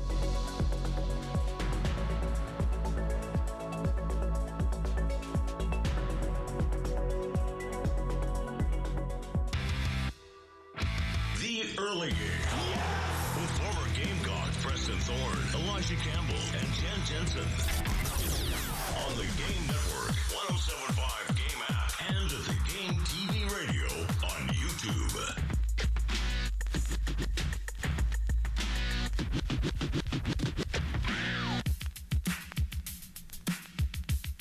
In a world of college athletics where a lot of guys were drafted out of their second, sometimes third, maybe sometimes fourth schools, gets a little wild. But there's one Gamecock player selected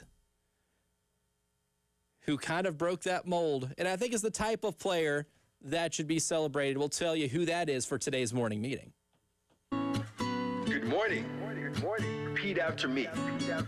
Today will be an awesome day. Yeah, it will. Let's go. It already is. Good morning, great today. Today will be an awesome day. Good morning, great today. Today will be an awesome day. And it certainly will, because Nick Barrett was selected by the Los Angeles Chargers in the 5th round. And Nick Barrett's an interesting player because spent his entire career at South Carolina, and Jalen Kilgore too, but Jalen declared early, left a year of eligibility on the table to go to the NFL. Brandon Cisse left to go to the NFL, and he started his career at NC State. And they should be celebrated rightfully, because I think those guys are going to be really good pros, and they were really good players for South Carolina. But I wanted to flash a light on Nick Barrett because he's one of those guys too that had to really wait it out, right? I think he was part of that first Shane Beamer recruiting class. And this will be, Shane's first year coaching without Nick Barrett on the roster. Hey, but ain't that right, Nick? Nick's not going to be there. Nick's not there. No. And that's the guy who came in 2021, played 9 games that year, 13, 12 the following years, only 5 in 2024.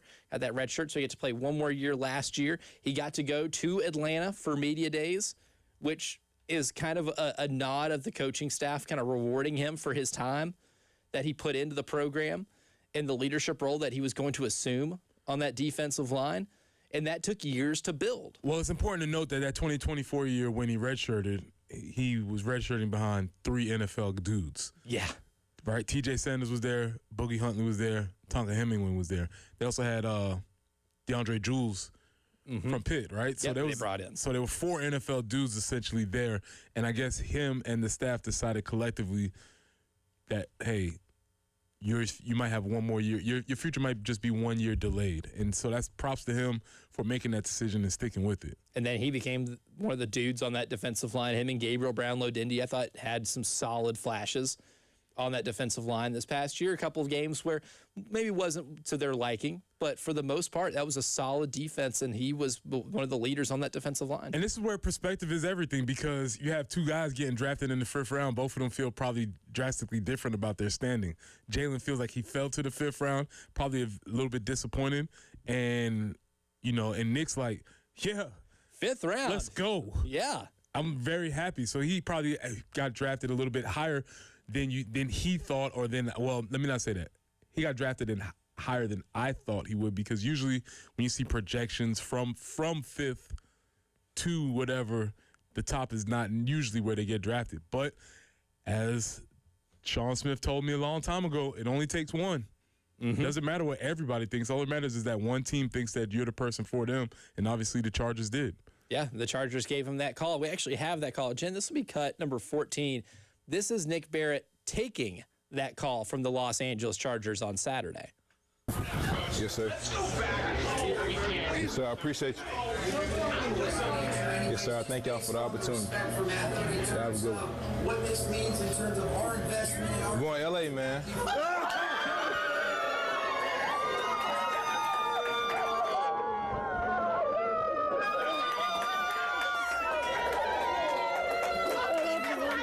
Do you think the ones who are recruited from South Carolina or maybe some of the southern states are the ones, yes, sir, no, sir? Are they the most polite you can hear that for sure. of all of them? You can hear that for sure. Yes, sir. Appreciate the opportunity. Yep. But also the screams of excitement, not just because he gets drafted, which I love every single one of those videos, right? That's my favorite part about the draft is like all these young men get that call and their dreams come true in that moment, right? And you see the outpouring of emotion from all of them because this is what they've worked their entire lives for. That alone is really cool. But it's a little sweeter when you can look at your family and saying, I'm going to L.A. Yeah, right.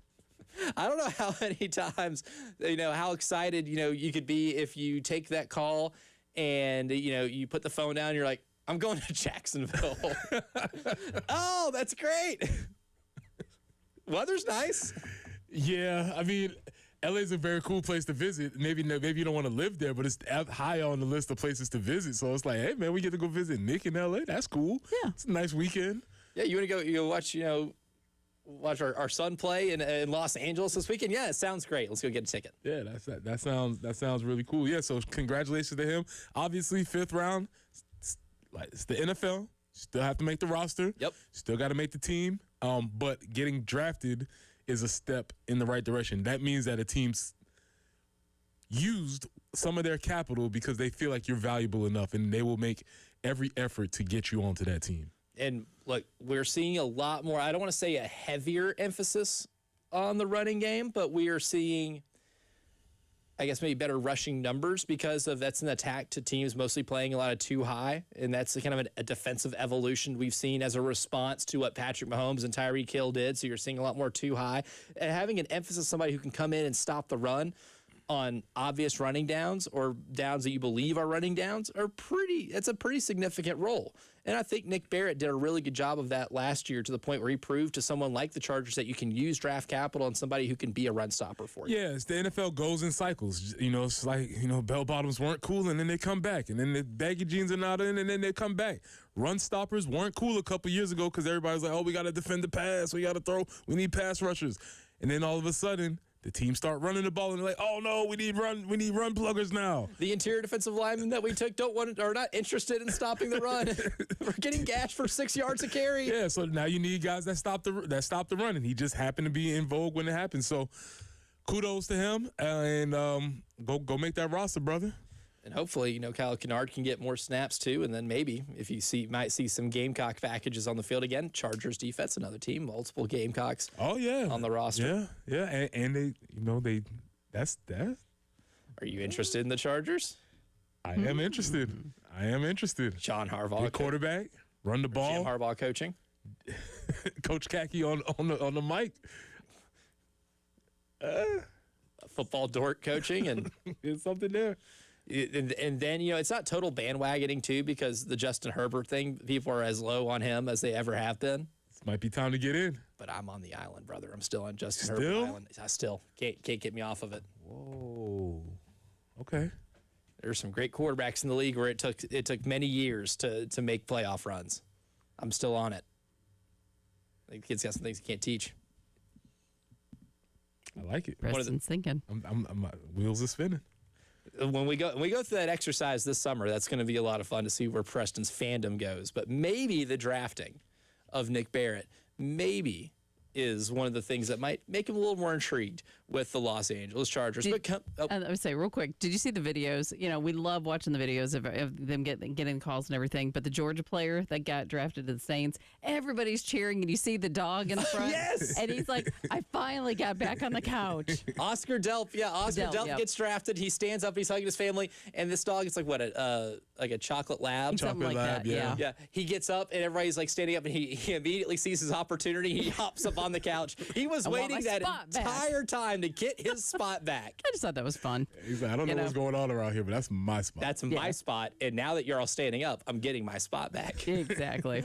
But coming up next, there were some winners of the NFL draft. Was one of them the team just north of us? We'll discuss coming up next. Network 107.5 The Game in Columbia, 96.9 The Game in Charleston, 100.3 The Game in Myrtle Beach, and 100.5 The Game in Florence. If the Gamecocks hit a grand slam, you can win cash. It's the Crescent Construction Grand Slam Giveaway. If the Gamecocks don't hit a grand slam, the pot goes up $25 a game. Just go to 1075thegame.com to register. Press here for our friends at Integrated Media. Listen, the summer is on the way, which means football season is right behind that. So why don't you call the folks at Integrated Media to get your outdoor setup ready so that you can be prepared for when the season comes around? What does your outdoor setup look like? Samsung Terrace TVs, Sonos outdoor speakers for TV and music, Wi-Fi that works indoors and outdoors. From home theater setup to adjusting your thermostat, monitoring your security systems from your cell phone, Integrated Media is the company that you need to call. So call Nathan and Michael at 803-948-8327. That's 803-948-8327. Or you can reach them online at integratedmediainc.com.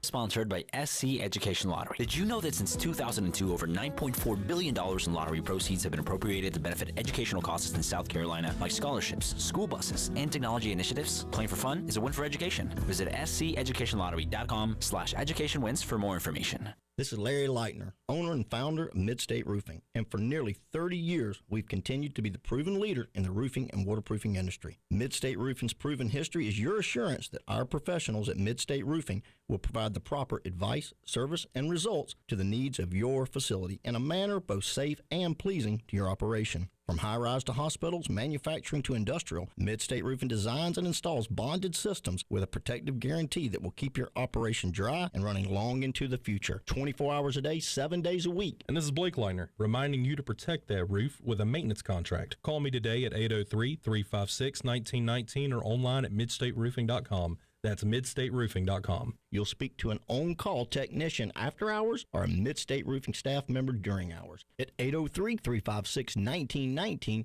or online at midstateroofing.com. And as always, tell them Midstate Twins. If you have a leak, let Midstate Roofing take a peek. Many times, a person hires a law firm after an injury without doing research. It can be a big mistake or not.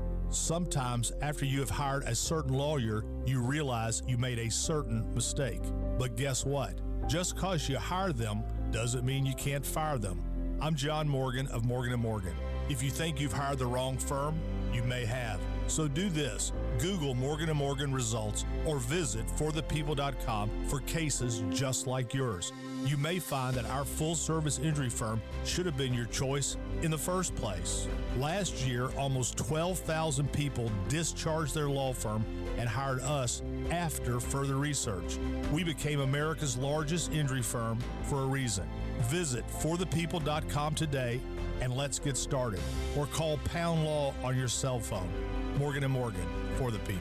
Joe Sandifer, Esquire, 11915 Plaza Drive, Suite 301, Murrells Inlet, South Carolina, 29576. Average Owls. Our chairs sit, our tables stand. You're not average. Your marketing results shouldn't be either. Cumulus Digital outperforms industry benchmarks by over 25%. See what Smarter Digital can do for you at cumulusdigital.com. Jim Rome takes on sports. Why? Because I have a job to do. With rapid fire takes. So I don't want to hear from you lava pigs on this notion today. No idea what you're talking about. You're complaining more than you like to breathe air. It's like you get up in the morning only to complain and cry and moan on social media about things that you don't even understand. He's the Spitfire of sports smack. Take advantage of it. Get up in here. The Jim Rome Show podcast. What's your beef? Follow and listen on your favorite platform. You've been warned.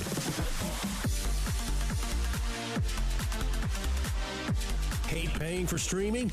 Well, the 107.5 The Game app is free. Yes, free. Just download the 107.5 The Game app. It's the Game Network Traffic Report from the Schroeder's Towing Traffic Center. Broken down and need a tow or even free signage for your lot? Dial pound 250 and use keyword tow truck today. No accidents right now. Great news in that respect. Do have some heavy traffic I-20 eastbound from about mile marker 101 to I-20. And your forecast. We're going to see a mix of clouds and sun today. 76 for the high. That overnight low about 52. Tomorrow 78. Wednesday a high of 80, but some showers in the forecast. But then the rest of the week rounds out to be in the mid 70s. Currently it's overcast and 56.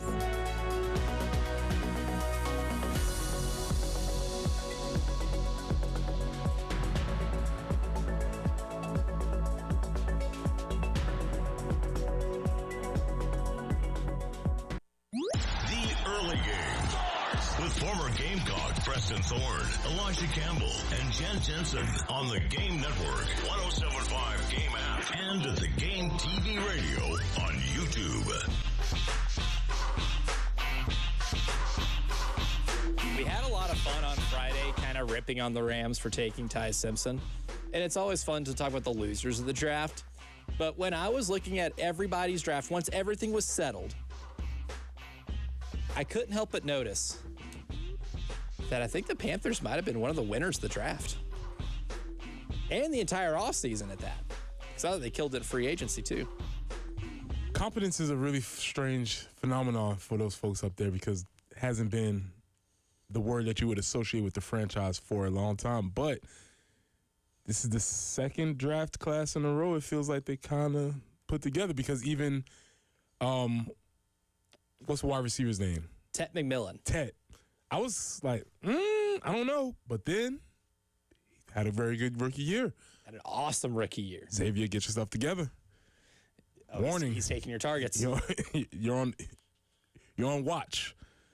Roster elimination watch, Xavier. So make sure you tighten that up. But yeah, for 2 years in a row, they seem to have done really well in the offseason and in the draft.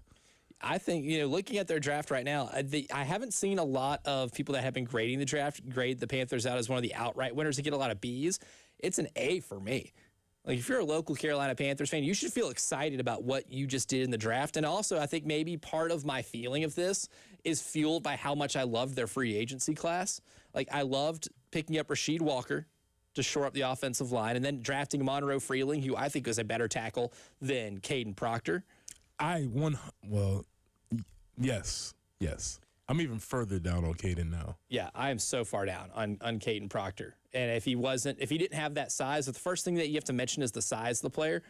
I don't think that says a lot about your abilities as a tackle. I feel a lot better about the Panthers taking Monroe Freeling at 19 in the draft than I did with the Dolphins taking Caden Proctor at 12. Mm-hmm. If anything, I actually really hate that for Miami. For Dolphins, yeah, it was rough. Yeah, I don't love that pick for them at all. He was probably the one guy who has the, let's just say, watch as far as being an early round bust is concerned. I 100% agree. I don't know if I could agree more. Monroe Freeling feels like a much safer pick. And now he also 6'7", 315 pounds, but solid pass protector. Now, if you look at some of the, the breakdown on him, a lot of it is maybe, he can be beaten with speed, but he's got such good length, like with his arms, that sometimes he can negate that. So he's got to work on that a little bit. But I think with him getting Rasheed Walker in the offseason, kind of helps take some of that pressure off. But what they did later in the draft, too, I love the pick of Lee Hunter from Texas Tech. Good run stopper, good player at defensive tackle. Chris Brazzell from Tennessee at wide receiver, a guy who burned a lot of corners deep. So that gives you an additional deep threat for that offense. Xavier, watch out. Younger, cheaper, on the way. Uh-huh. And guess what? Chris Brazzell is not a first rounder. He's a third rounder, so a lot cheaper. Here in SEC country, I think we all knew how good Will Lee was at Texas A&M. They named him the Blanket.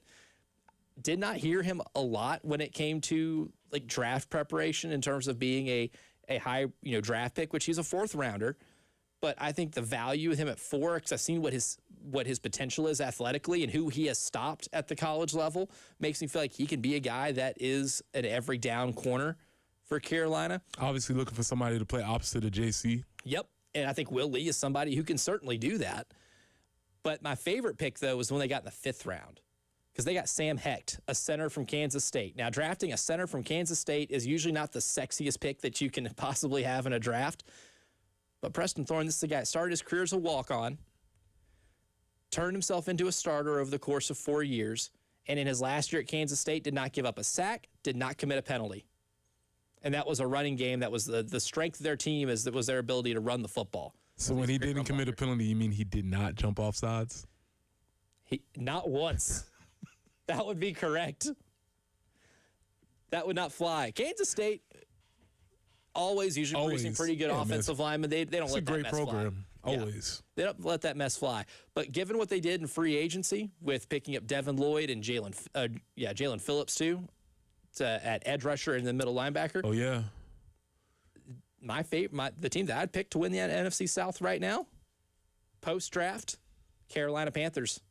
Panthers are big winners. You might not see Mel Kiper say the Panthers are winners of the draft, but don't let that discourage you, Panther fans. I think you definitely won the draft. Now but obviously that's contingent on us thinking that Bryce Young is the guy. This will be his Derek Carr test year. He'll have to pass the Derek Carr test. Explain it one more time. For those who don't know what the Derek Carr test, I have dubbed this many moons ago. If you have a quarterback that is having the rookie deal expire and you're questioning whether or not you should re-sign them, ask yourself one question. Is that quarterback better than Derek Carr? If the answer is yes, go ahead and bite the bullet, sign him to the money, because it's going to be a lot bigger risk to take somebody who is going to be better than that quarterback in the first round of the draft right away. If the answer to is that quarterback better than Derek Carr, if that answer is no, then you should probably just take the risk of getting somebody in the first round and seeing if that works and not recycle it. So that's the Derek Carr test. This is Bryce Young's Derek Carr test year. So by the end of the year, depending on the season that Bryce Young has, the Panthers should ask themselves, is this quarterback better than Derek Carr? So assuming that answer becomes yes, I like what you've put around him to put him in the best possible position to succeed. Mm-hmm. And I thought Bryce Young had his best year last year. And it took you to the playoffs. Yes, you won a division at 8-9. That does not matter. You still went to the playoffs. You still won the division. Yeah, when they put the banner up, it doesn't have the record on there. It doesn't say NFC South champs in parentheses at 8-9. But a lot of Cowboy fans, too. And you know what? I think the Cowboys might have been my second draft winner. Okay. Mostly by the fact that they got Caleb Downs at 11. Yeah, that through the no fault of anybody else's, how the board worked out. They just happened to have a stellar pick fall to him. Mm-hmm. Even if I don't know if they had him number 1 on their board, but when he was still available, you kind of have to pick him. I thought that guy was the best player in this draft. just positionless. If I was a team that is drafting number 1 overall, I had no immediate need that I had to address. I feel good about my quarterback position, all of this, and there were just some extenuating circumstances that led to me having the number 1 pick, and I could pick anybody. I think I would have taken Caleb Downs. And the fact they got him at 11 is remarkable. I think Malachi Lawrence from UCF, that edge rusher at 23, is a bit of a reach. But there is a lot of potential there. But I do love the insurance pick in the 3rd round with Jay Sean Barnum from Michigan, who I think is a really solid edge rusher. I think it was one of those guys that if you got him on day 2 or day 3, you're going to be really happy with it. Cowboys alone, I think, did a good job of shoring up that defense, a defense that was last or next to last in almost every single defensive category. Swiss cheese defense last year. Oh, it was horrific. They were just letting anybody into that end zone. Worst bouncers in the world. The end zone's the club. They let everybody in. They didn't check one single ID. All I can think about is Nick Saban saying, through a 10 goose. They ran through us like through a 10 goose. that was Nick Saban's statement. That was a perfect statement to describe the Dallas Cowboys last season. And one of my favorite punching bags on this show and in my entire career in sports radio has been one certain football team in New York. But Preston Thorne, I have to give him some props. I'll tell you who that is and why I actually have to compliment them and do something I have never before done in my career. I'm going to do for the first time. Coming up next.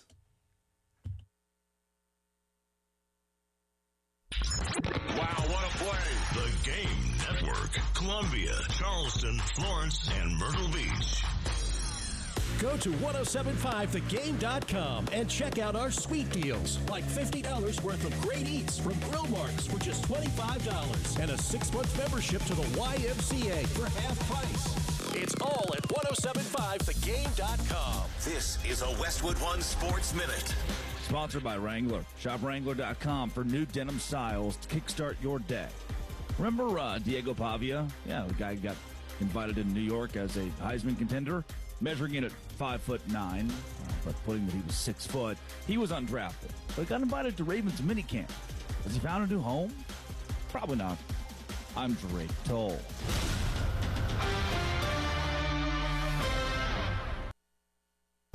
In a world in need of a hero, one man rises to the challenge in style. He is... just driving the kids to soccer practice. Make every day feel epic in the all-new Hyundai Palisade Hybrid with up to an EPA-estimated 619 miles of range on select trims, advanced tech, and class-leading interior space. Visit HyundaiUSA.com or call 562-314-4603 for more details. And hey, come on, no cleats on the seats. This is the story of the one. As a procurement manager for a hospital system, she keeps every facility in her network stocked and ready. That's why she counts on Grainger to be her single source for thousands of products, from disinfectants to lighting, air filters, and more. And with fast, dependable delivery, Grainger helps her keep every facility stocked, safe, and running smoothly. Call 1-800-GRAINGER, click Grainger.com, or just stop by. Grainger, for the ones who get it done.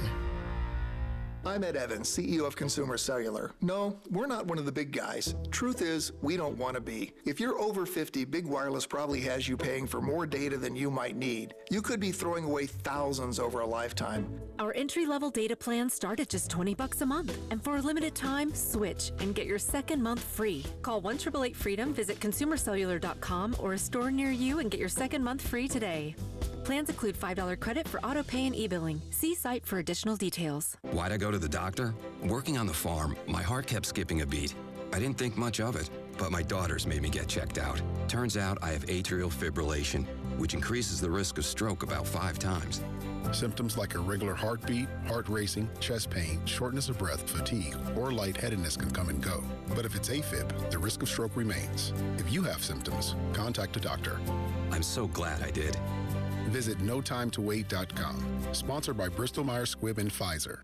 Life matters. The month of January was named for Janus, the Roman god of beginnings. He was symbolized as a man with 2 faces, one looking back and the other looking ahead.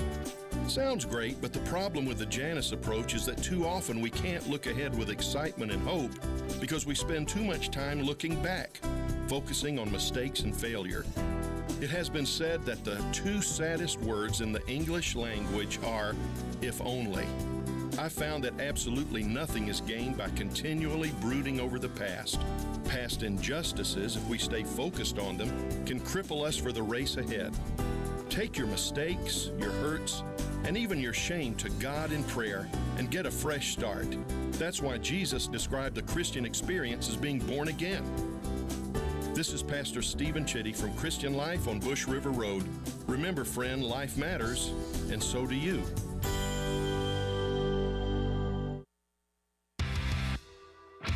The Early Game. With former Gamecock Preston Thorne, Elijah Campbell, and Jen Jensen. On the Game Network, 107.5 Game app, and the Game TV radio on YouTube. God, this feels so weird, but I want to do it. I want to say it. The New York Jets killed it in the draft. Okay. The New York Jets. All right. Jets, Jets.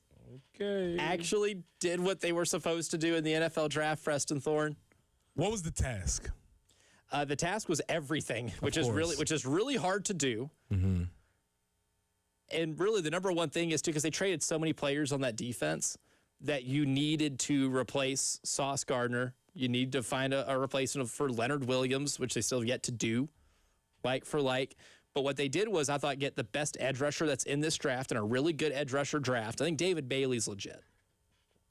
Whether or not he is fully invested in stopping the run, I think we'll see at the NFL level.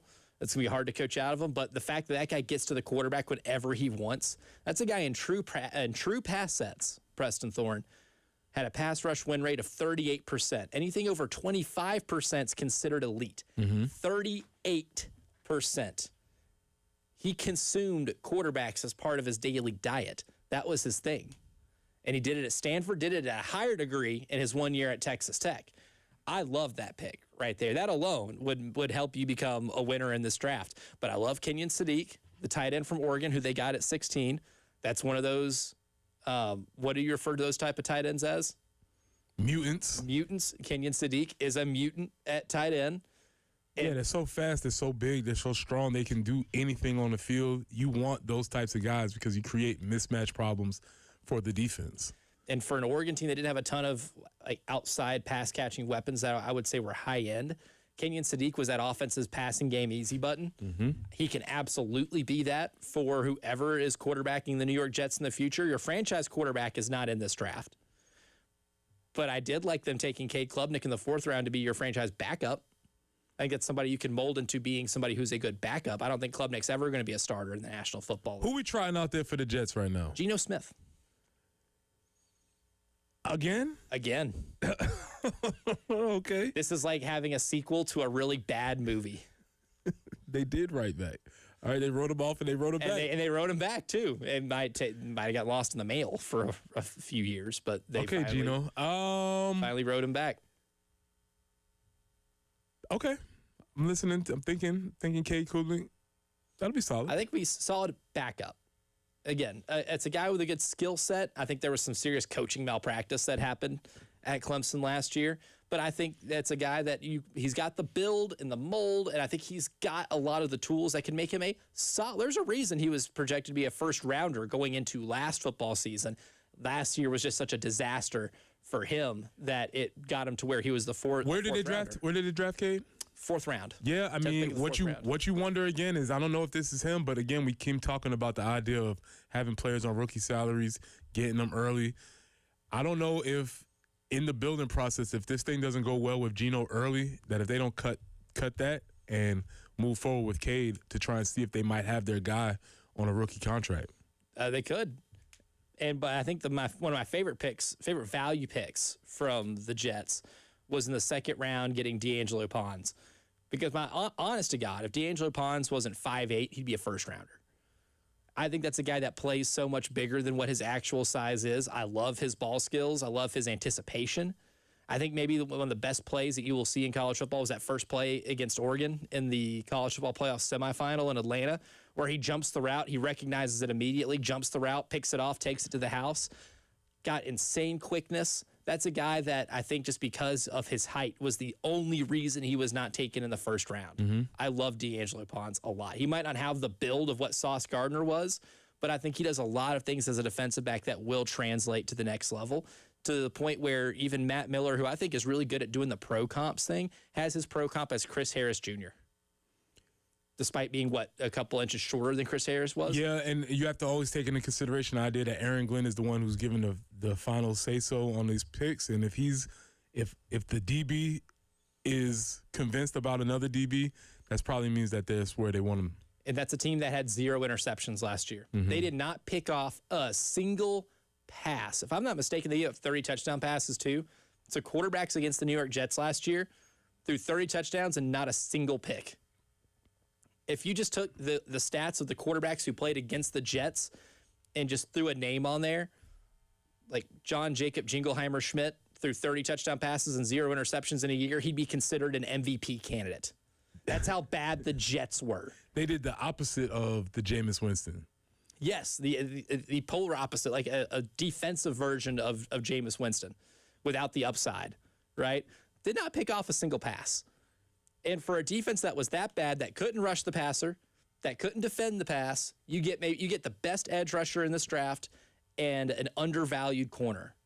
And then offensively, you're able to get a guy in Kenyon Sadiq. And also, they traded back into the first round to get Omar Cooper from Indiana. Omar Cooper! Gus Johnson's soul has not re-entered his body after that catch that Omar Cooper made against Penn State. And I think Omar Cooper's a really solid wide receiver. A buddy of mine's a big Raiders fan. We were talking the other day. I said, dude, best case scenario is obviously you take Mendoza number 1. And then early in the second round, Omar Cooper's going to be there. You take Omar Cooper. He wasn't going to be there. Omar Cooper's that good. I think he's going to help them out a whole lot. So it feels weird to say I've never actually complimented the New York Football Jets in my career doing this. But I guess there truly is a first time for everything. And coming up next, though, it's the early game, third and long hour. We're going to start off with that big baseball series win over the weekend against Kentucky. South Carolina takes 2 of 3 against the Wildcats. What are our biggest takeaways? What did Monty Lee have to say? We'll hear from him and give you our thoughts next. Broadcasting live from the Herndon Chevrolet studio. Herndon Chevrolet is your hometown dealer. Stop by today or shop online 24/7 at HerndonChevy.com. Pressing in for our friends at Absolute Glass, the premier glass company of the Midlands, offering auto, home, and business glass repair. If your glass is damaged, shattered, cracked, or broken, they can handle the job. If it's a cracked windshield, that's no problem. They'll come out to your location and they'll replace it for you, usually for free, and they'll work directly with the insurance to take away the headache. That's right. They'll come out to wherever you are. School, home, work, it does not matter. Absolute Glass will come out to you and take care of the job for you. Now, if you're at home, you're looking to increase the value of your home, Absolute Glass can take care of that for you too. Windows, mirrors, shower enclosures. You say it all the time. If you can see through it, Ray and Marianne at Absolute Glass can do it. So check them out online at AbsoluteGlassInc.com. That's online at AbsoluteGlassInc.com.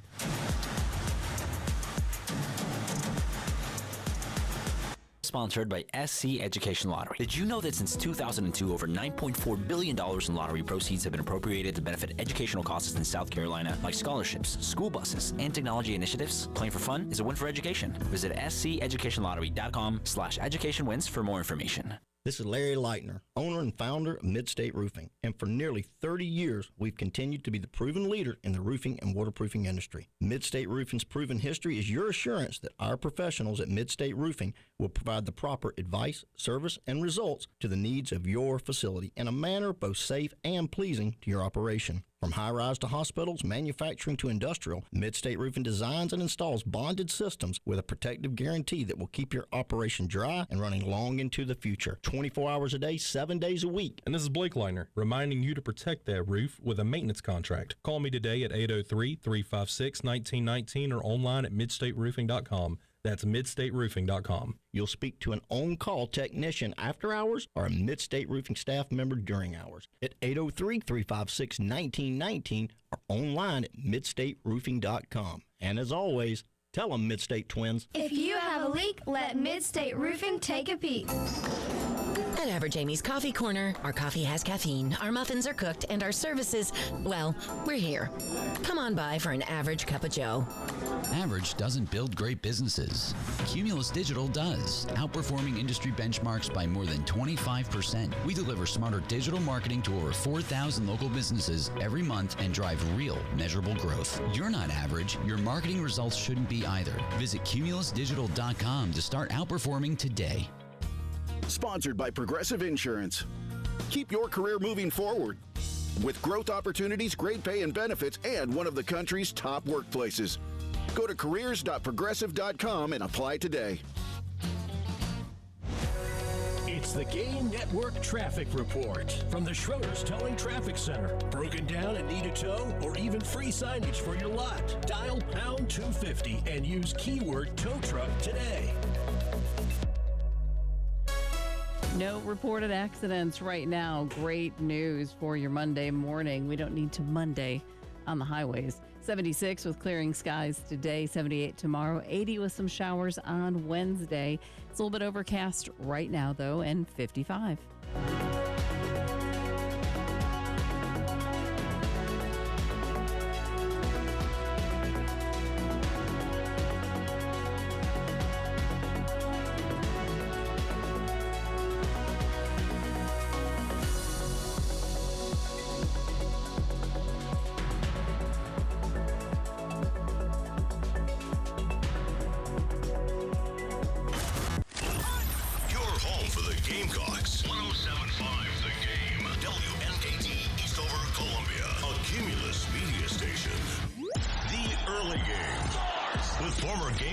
Preston Thorne, Elijah Campbell, and Jen Jensen on the Game Network, 107.5 Game app, and at the Game TV radio on YouTube.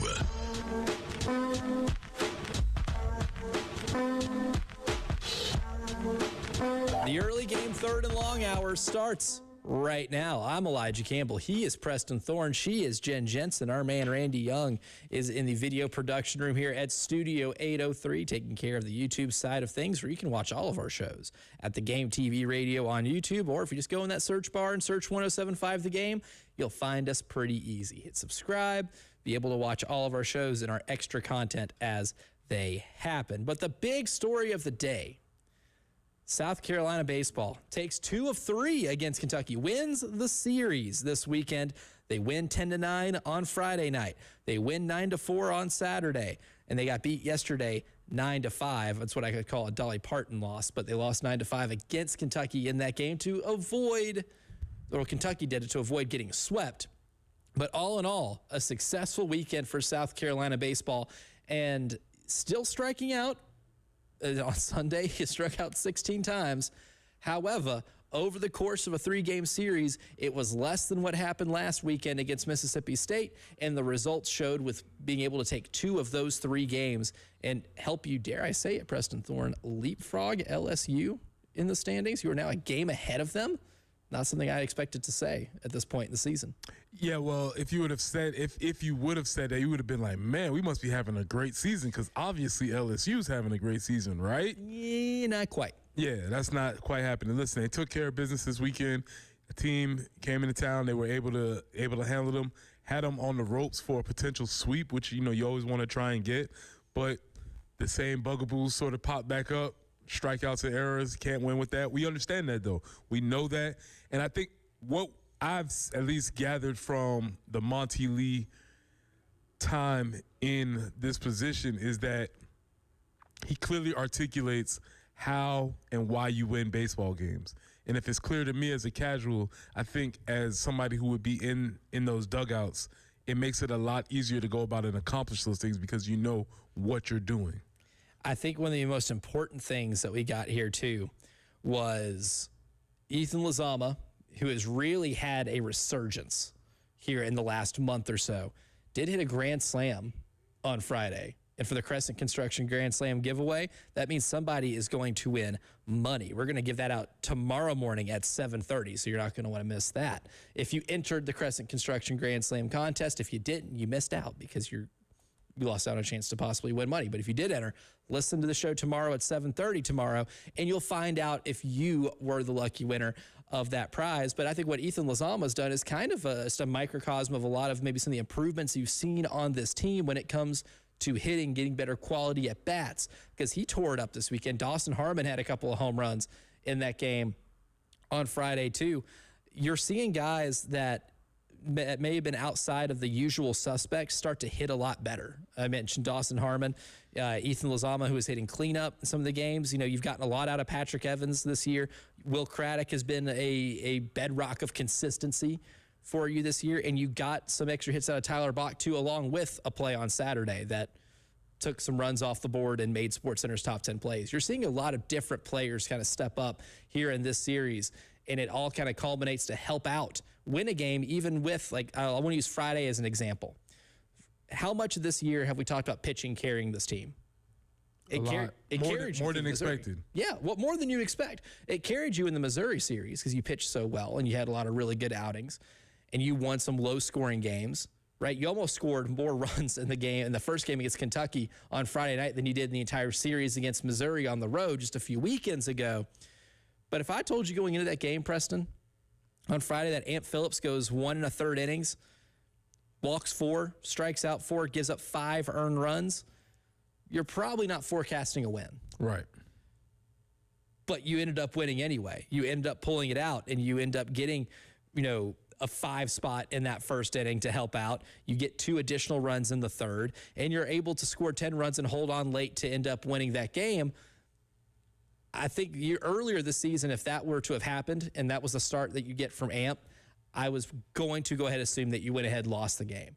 There's definitely some growth. Even if the strikeout monster still shows its face from time to time, you're starting to put some games together that show that you can put bat on ball and be able to manufacture some runs. Well, earlier in the day, we had heard the clip from Monty talking about the idea of chase rate and how when they're undisciplined at the plate, you see the strikeout numbers go up. When they are disciplined at the plate, they're able to hit the ball, they're able to put the ball in play, they're able to do a lot of things.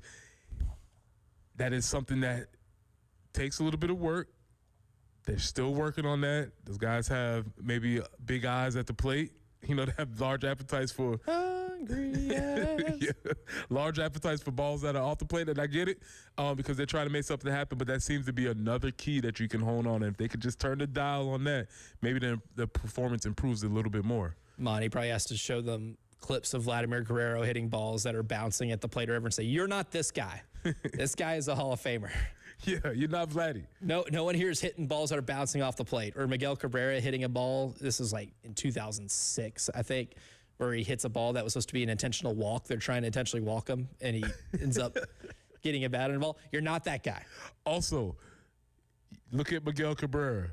See the weight room over there? He's never been there before. He doesn't believe in off-season conditioning, strength training, or nothing. He just swings. He's just a professional hitter. Dumbbells, how about this hot dog, buddy? I'll do curls with this hot dog going from plate to mouth here. That was Miguel Cabrera's regimen, and guess what? He won him a Triple Crown.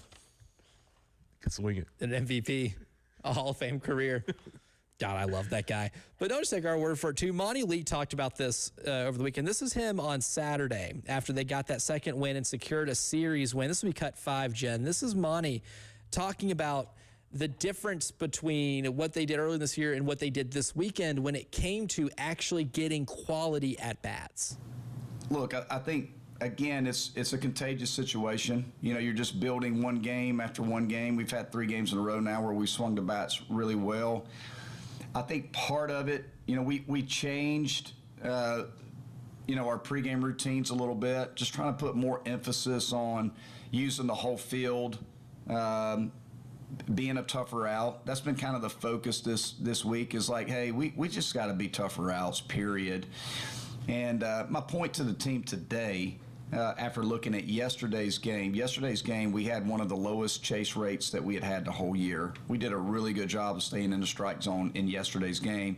And I just made it a point that when our guys who are in our lineup day in and day out, who tend to chase some, right? We have a few guys that tend to chase pitches out of the zone a little bit. When those guys are disciplined in their at-bats, when they have the most disciplined at bats of the group, we score a lot of runs. So just trying to, again, just press upon them how important having disciplined at bats. And then also, look how many pitches early in the game today, like Lozama, hit a ground ball to short where they make an error. That was an 8-pitch at bat. Bach had a walk. That was a 10-pitch at bat. Just winning pitches, fighting pitches off, driving up, the pitch count number. We started, a reward system this week, giving them stickers based on certain things. They love it, stick them on the helmets and just trying to reward them for putting together better at bats. And we have a little sticker ceremony after every game, and the guys go crazy. So, it's a fun thing to do, but we're just trying to reward the kids for success. I mean, ultimately, that's what this game is all about. They work so hard, and if they do some things that you value as a coach, you need to reward them for it. A couple things there. One, the reward system, hilarious. And he almost even sounds puzzled that kids these days still go crazy over stickers. He's like, it still works. It still works. Tried and true. Again, we talked about it. Shout out Taylor, who called in on the AAA Heating and Air phone lines in the first hour of the show and said that he is a teacher. It's a hit with his kids. It's one of those things. It's a hit in 96. It's a hit in 2006. It's good with the kids in 2016. It works in 2026 too. But somehow it's not happening here. Do we get stickers? Ooh. Maybe not yet. Not yet. Not yet. Maybe not yet. Stickers. Mm-hmm. It would be nice though. Just saying. I mean, I might be incentivized to be a little better if there are stickers, specifically the scratch and sniff. Elijah, the way you tease that break, go on the outro, you get a sticker. Yes. Laptop stickers are just going to be on my laptop right here. So when you watch on YouTube, we might be on to something. I think so. Might be on to something. This could be really fun. If you see this laptop filled with stickers, then you know I'm doing my job. But if you don't, he stinks. That's yeah. If you see this thing is still barren with no stickers, then you know that job's probably in jeopardy here. But it's still a fun reward system. I think that's just a little microcosm too about how much more fun it seems like this team is having compared to when Paul Mainieri was coaching. I think that the environment has changed so much that has had just a tangible effect on how this team plays baseball and how they've been playing against solid teams and great programs. That has kind of helped bring more wins along. I don't think it's a coincidence that the coaching change has resulted in this team winning more SEC games already before we get to May than they won at all last year. Only won 6 conference games in total last season. You just got win number 7 in league play on Saturday afternoon. I think there's no coincidence there. But when it comes to plate approach too, you heard Monty talk about Friday night en route to putting up 10 runs on Kentucky was their lowest chase rate of the season. And chase rate is just the amount of, balls that are out of the zone that you swing at. That's a plate discipline thing. And we talked about some of the high strikeout totals that you had against Mississippi State with one game, resulting in 18 strikeouts. You had 6 in that game. You're able to put up 10 runs on the board. It's not a coincidence when you're not chasing bad pitches. It's pretty common sense stuff, but you don't chase bad pitches. You're able to still work counts, foul some off. He talked about that 10 pitch at bat where Tyler Bach had and that eventually resulted in a walk. Those are the quality at bats that we're talking about. So even if it's not laid out directly to us in terms of what he's looking for in measuring quality at bats, I think you get a good insight into what it is that they look for just with how they played on Friday. Yeah, he talked about another at bat where it's an 8-pitch at bat. The player grounds into and basically makes the other team make an error because he gave them an opportunity to put some pressure on the defense instead of striking out all the time where the defense doesn't have to do anything. You work the count, you drive the count up, and then you put the ball in play. And once you put the ball in play, positive things can happen. So that's all that we've been discussing. But chase rate is something that is an analytic that I think even for old fogies, that's something that you would like to have because that is a very important piece of information. Yeah, it's one that I'm sure a lot of people, like if you were, covering the sport 25 years ago, would have been nice to know exactly how many times the team is chasing balls out of the zone and just swinging at bad pitches. It's a good reflection of whether or not you are good at avoiding, the bad swings or bad decisions at the plate when it comes to managing whatever the count is. I think that's pretty significant. But I don't want to go through this entire segment without talking about what Tyler Bach did in the outfield in making that play that ended up getting onto SportsCenter's top 10, robbing a home run. It's one of the more impressive plays you will see anybody make. And the speed that he had to be able to close in on that ball, the ability to take contact from the wall, again, out of all the home run robberies you have seen in your life, whether it's from Ken Griffey Jr., Torrey Hunter, think about some of the great center fielders that you have seen play in your lifetime. Jim Edmonds. Those guys go up against that wall. The wall's going to win. I have yet to see a center fielder at a high level of baseball, rather, go up against the wall and take down the wall. The wall is going to win. You know the contact's going to be there. So to be able to make that catch with that contact there, remarkable. It's one of the more remarkable plays, maybe the best play that you will see this team make in the field all year. Yeah, and that's as I said earlier, that's in the pantheon of plays that you dream about as a kid. You dream about hitting the last second shot. You dream about, the touchdown where you tap your toes in. You dream about robbing home runs. That is a game that you play frequently. I know me and my friends used to play that all the time. You just run up and you see if you can catch it over the fence, and it's just a fun thing to do. For it to actually happen in a game of consequence is really cool. Yeah, they used to call it on Baseball Tonight web gems. Yeah. Dun, dun, dun, dun, dun. Oh, I wish they brought that show back. That's like that's like a lullaby for me. Watching Carl it late Ravitch. night. Shout out to Carl Ravitch. Carl Ravitch, early winner on today's show. Man, I loved Baseball Tonight. Middle of the summer, staying up way too late, seeing the rerun of Baseball Tonight. Yeah. Oh, that was the best. But coming up next, as we do every Monday, we get Preston's reaction for things that happened over the weekend because we have Thorns, Buds, and Roses coming up. All My Sports. The Game Network. 107.5 The Game in Columbia. 96.9 The Game in Charleston. 100.3 The Game in Myrtle Beach. And 100.5 The Game in Florence.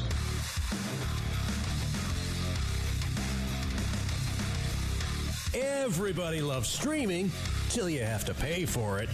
Just download the 107.5 The Game app and stream us for free. Broadcasting live from the Herndon Chevrolet studio. Herndon Chevrolet is your hometown dealer. Stop by today or shop online 24/7 at herndonchevy.com.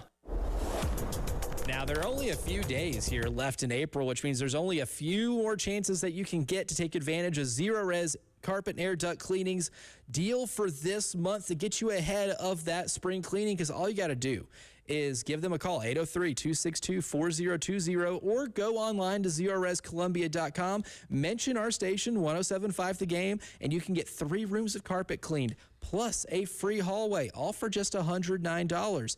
And for a limited time, for these next few days, you can take $100 off that air duct cleaning, because nobody cleans like Zerorez. With their patented electrolyzed water, Zero Water technology, leaves no soap, no residue, no harsh chemicals. It will, however, leave soft, fluffy carpets that will stay cleaner for longer. So don't wait. Take advantage of that deal today. Slots have already been filling up and appointments are filling up. Don't wait. There are only a couple days left in this too. Call 803-262-4020 or hit them up online at ZerorezColumbia.com.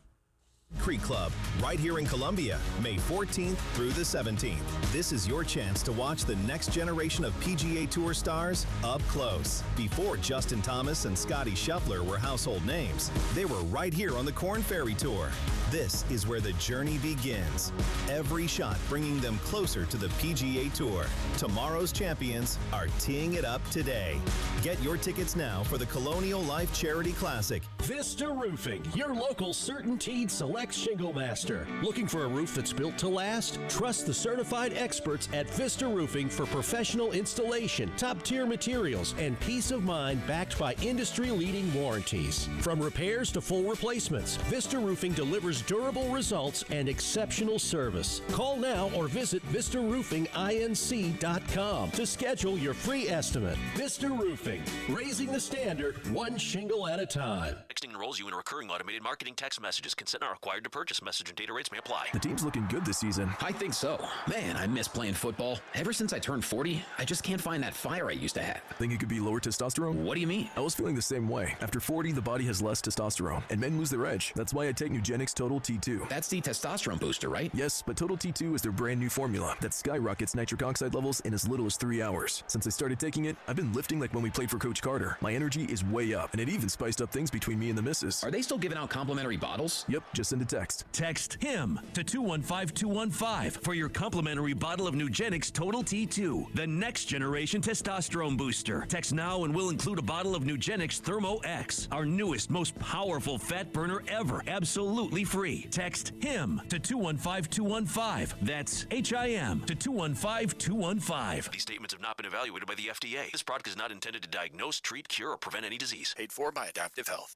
Looking for a truck dealership that treats you like family? Come to Herndon Chevrolet, your truck headquarters, proudly serving Lexington and the Midlands for over 50 years. Whether you're after a brand new Silverado, a tough pre-owned truck, or expert service, you'll find it all right here with a huge selection and the best truck deals around. There's no better place to shop. Visit HerndonChevy.com or stop by today. Herndon Chevrolet, Herndon makes you wanna smile.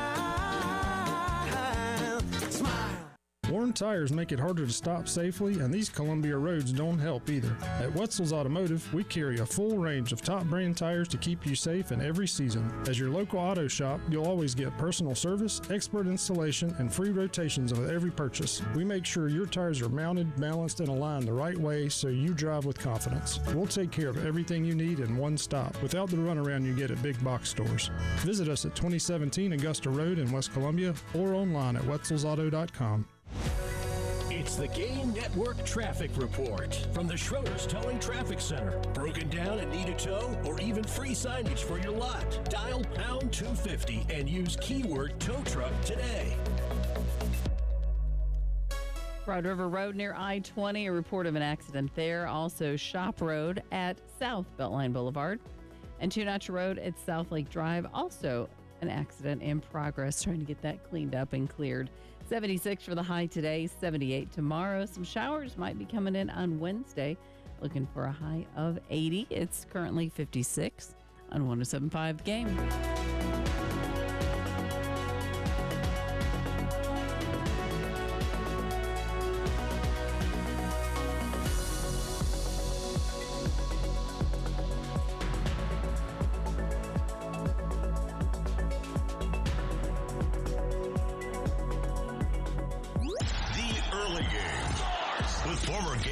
Preston Thorne, Elijah Campbell, and Jen Jensen on the Game Network, 107.5 Game app, and at the Game TV radio on YouTube.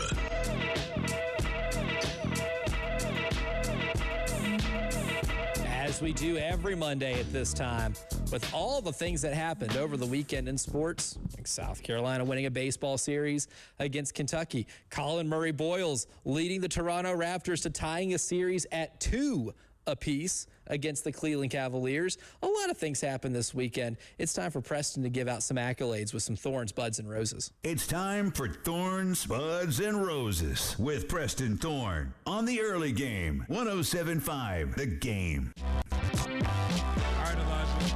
A lot of things are happening. The weekends are starting to heat up. We got playoffs happening all over the place. And this is where we're going to take our Thorns, Buds, and Roses to. We're going to have an NBA-centric Thorns, Buds, and Roses today. I got caught up in a story that was really cool. First time it's ever happened.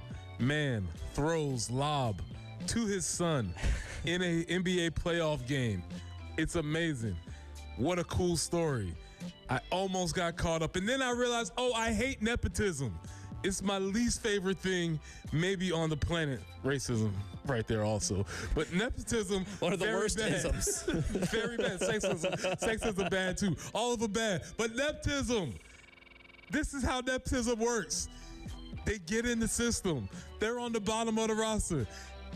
They do not deserve to be there, but they're there hanging around, and then something cool happens, and everybody forgets like this was even a thing. I'm here to remind you all, Bronny James should not be in the NBA, but because he is, he gets to do really cool stuff. And this is how nepotism works, folks. Because you will never see somebody throw a lob to their son in an NBA playoff game ever again. Mark it. If we're still doing the early game in 20 years, it won't happen again. I'm pretty confident on that one. A man will not throw a lob to his son. And yes, it's a cool story, but no, nepotism is not cool because Bronny should not be in the NBA. Can he play in the NBA? Yes. There are thousands of people who can take up the last roster spot in the NBA, but they don't get to because their daddy isn't LeBron James. I don't like nepotism. It was a cool story. Daddy ball. Buds. CM Buds. Colin Murray Buds. I see what you did there. Colin Murray Buds, and hey, man, this guy's locking people up. He's scoring points. He's getting rebounds. He's leading his team toward maybe possibly an unexpected playoff run.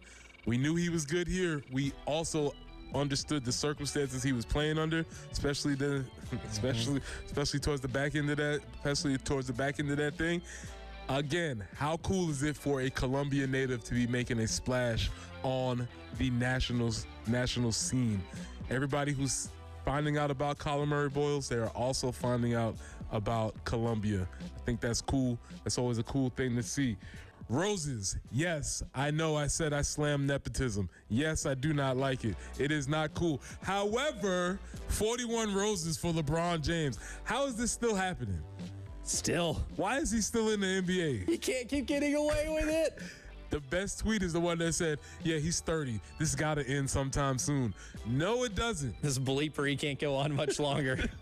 Is 11 years much longer, buddy? It's got to be coming to an end sometime soon. We see it in the distance. But for one night, one game, LeBron is who you think he is. And I'm going to go ahead and state this. LeBron is the GOAT. Because I don't want to get into a GOAT conversation. But I can firmly, squarely say that he's the GOAT, and that's the best of all time. The best basketball player. And there's too many statistics to back it up. And if you don't want to do that, I get it. But look at every measurable thing. It's hard not to say that. You don't have to like him. You don't have to agree with him. You can think he's corny. I do. But he's the GOAT.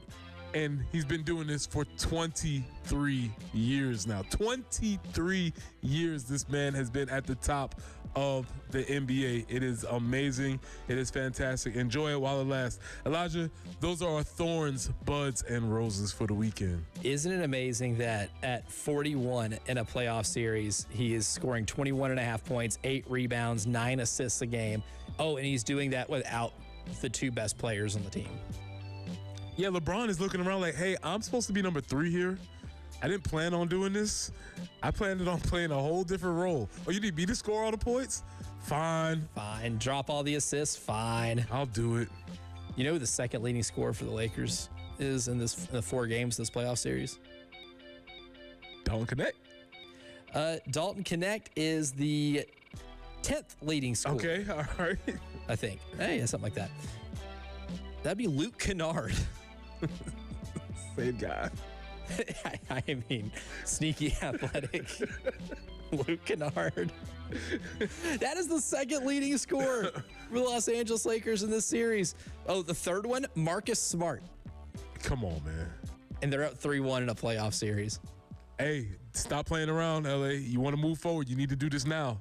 They can't play around, though. That is almost, you cannot play around in this series. My favorite thing about NBA, about any playoffs, is when a team is up by a large amount, but yet I still consider this a must-win game.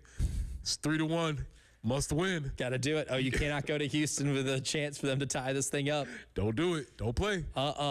Absolutely cannot. And who knows? Maybe they get Austin Reeves back. But going to Colin too. The Colin Murray Boyles rise is phenomenal. Because, I mean, in the regular season, he had a solid regular season, averaged over 8 points. He dealt with a lot of injuries, though, so he missed some time kind of sporadically throughout the season. But you get to the playoffs, and he's more than doubled his point average in a playoff series where usually rookies in their first ever playoff series, the numbers dip. His have increased by a lot. He's getting a ton of minutes off the bench. The guy who's a starting center for most of the year, Jakob Poeltl, is getting fewer minutes than Colin Murray Boyles. So we've had 2 separate comps. I would like you to read those 2 different comps. Yes. So the first one, which is certainly, I would say, kind of the funniest because of who he's getting comped to. And he's getting comped to these guys in a basketball-only sense. Very important to note that. Yes. Joe Wolfond, who's been covering the Raptors for a while, says CMB is like if you took Draymond's defense, added Rodman's offensive rebounding, and rolled in Zion's touch around the rim. This is legendary stuff we are witnessing. Again, very important to note we're talking on the court. Yes. Strictly. Even with Draymond, on the court, there is no kicking to the groin of any players that we've seen Colin do.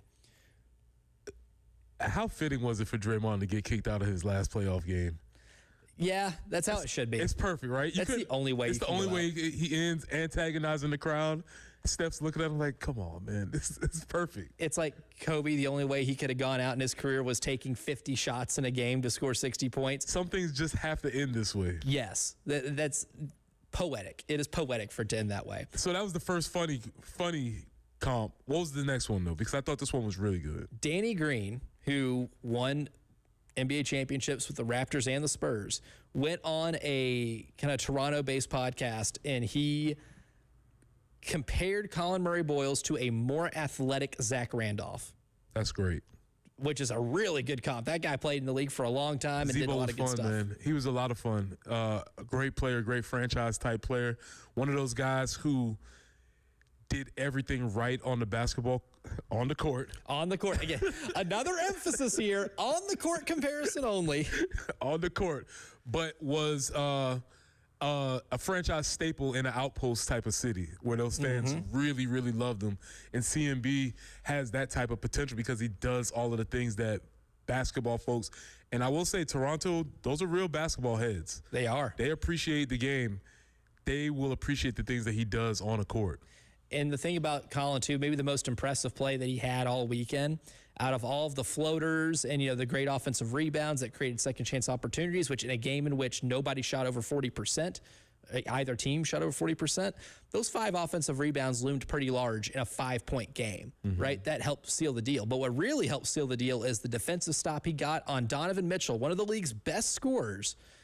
In crunch time, late in the game, Donovan Mitchell pulls up for 3, pump fakes, gets Colin off his feet, but Colin avoids fouling him, gets his hands up kind of to his sides, avoids the foul, and forces a missed 3-point shot. Forces the 3, because I don't even think that was the plan, but he couldn't get by him. He couldn't get by him. He could not beat Colin, off of that dribble. That was maybe the most impressive play. That's Thorns, Buds, and Roses. The early game third long hour goes deep is next. Wow, what a play. The Game Network. Columbia, Charleston, Florence, and Myrtle Beach. Since that win at Clemson by the Gamecocks, things haven't gone well. And when things don't go well, it's time to look back on the days when things were well. Yeah. Let's spin back to the good old days on the Game Network. The Gamecocks are making history in Cleveland.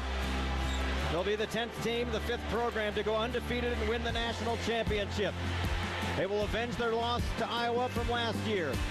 The clock ticks down. 2 seconds to play. Celebration in Cleveland. Perfection wears garnet and black. Game over. Gamecocks are in the Final Four. Now that's some good feels right there. From 107.5 The Game and the Game Network. Sponsored by Burger King. Burger King has been working on the Whopper, and thanks to you, it's never tasted better. Flame grilled beef, crisp produce, and a perfectly toasted bun. Whether it's been weeks or years, come try the Whopper again for only $3.99 on Whopper Wednesday. Terms apply. Visit bk.com/terms. The future stars of the PGA Tour are coming to Columbia. The Colonial Life Charity Classic is bringing championship golf to the Wood Creek Club May 14th through 17th. Be there to experience the intensity up close as tomorrow's champions battle it out on every hole. Bring the family and take in the tournament atmosphere, excitement, and a full week of entertainment built for all ages. Don't miss your chance to witness the journey to the top. The Colonial Life Charity Classic. Get your tickets now. Is your crawl space damp or musty? Want Water in your crawl space can cause winter rot and creates an environment for mold and mildew that can make its way inside your home. Canty Foundation Specialist specializes in crawl space repair. Call us today for your free inspection so you can have the peace of mind knowing your crawl space is dry and your home is protected. Call today, 803-424-8380, or visit cantycanfixit.com. Bill Gunner at 107.5 The Game for AAA Heating and Air. Look, I know you're thinking about a lot of spring cleaning right now, but are you thinking about your generators? You need to be. Those things are vitally important when our power goes out. You want to make sure your generator is running great. At AAA Heating and Air, they're ready to help you. So call today or visit their website. Call AAAtoday.com and tell them Bill Gunner with 107.5 The Game sent you. AAA Air when you need us. AAA Heating and Air.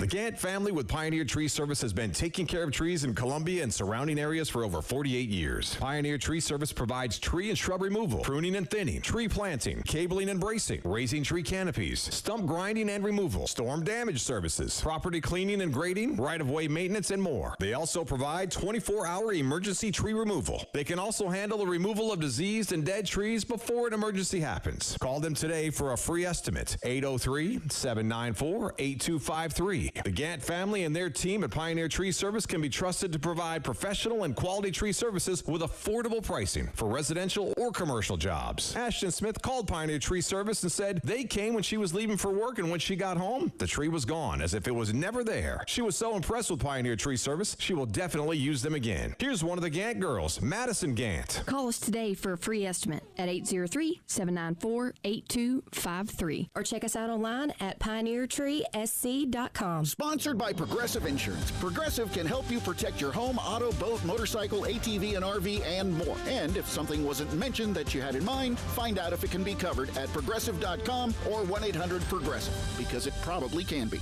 Warning to all sports fans. If you're still using a sportsbook, you're getting robbed blind. Here are the facts. Sportsbooks skim your payout for profit. On a $100 position, they take around $9 just to let you play. It's theft in broad daylight. On that same $100 position, sportsbooks pay out $500. Polymarket pays $650. That's because Polymarket is a prediction market, not a sportsbook. You trade against other people, not the house. That means more money for you and less for those greedy sportsbooks. Even better, it's available in all 50 states. Polymarket is so confident you'll never go back to those thieving sportsbooks that they're giving you $20 free for your first trade. Just download Polymarket in the App Store and use promo code PAW20 to unlock your $20 free trade. That's promo code PAW20 for a free $20 trade. It's time to stop letting sportsbooks steal from you. Delete that app and join the millions using Polymarket. Download Polymarket and use code PAW20 for $20 free. Trading not available in all jurisdictions. Check local regulations before trading. Restrictions and eligibility requirements apply. Powered by Integrated Media. The Game TV. Sponsored by Shepherd's Glass. For auto, home, and commercial glass. ShepherdsGlass.com.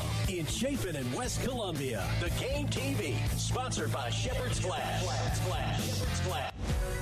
It's the Game Network Traffic Report from the Schroeder's Towing Traffic Center. Broken down and need a tow or even free signage for your lot? Dial pound 250 and use keyword tow truck today. Broad River Road at I-20 or near I-20, there's an accident there. Also in Lexington, Old Cherokee Road at Catawba Trail. We do have a report of a slowdown there. Shop Road at South Beltline Boulevard and Two Notch Road at South Lake Drive, an accident as well. Clearing today, 76 for the high, 78 tomorrow. Some showers could be rolling in on Wednesday and looking for a high of 80 right now. 56 on 107.5 The Game.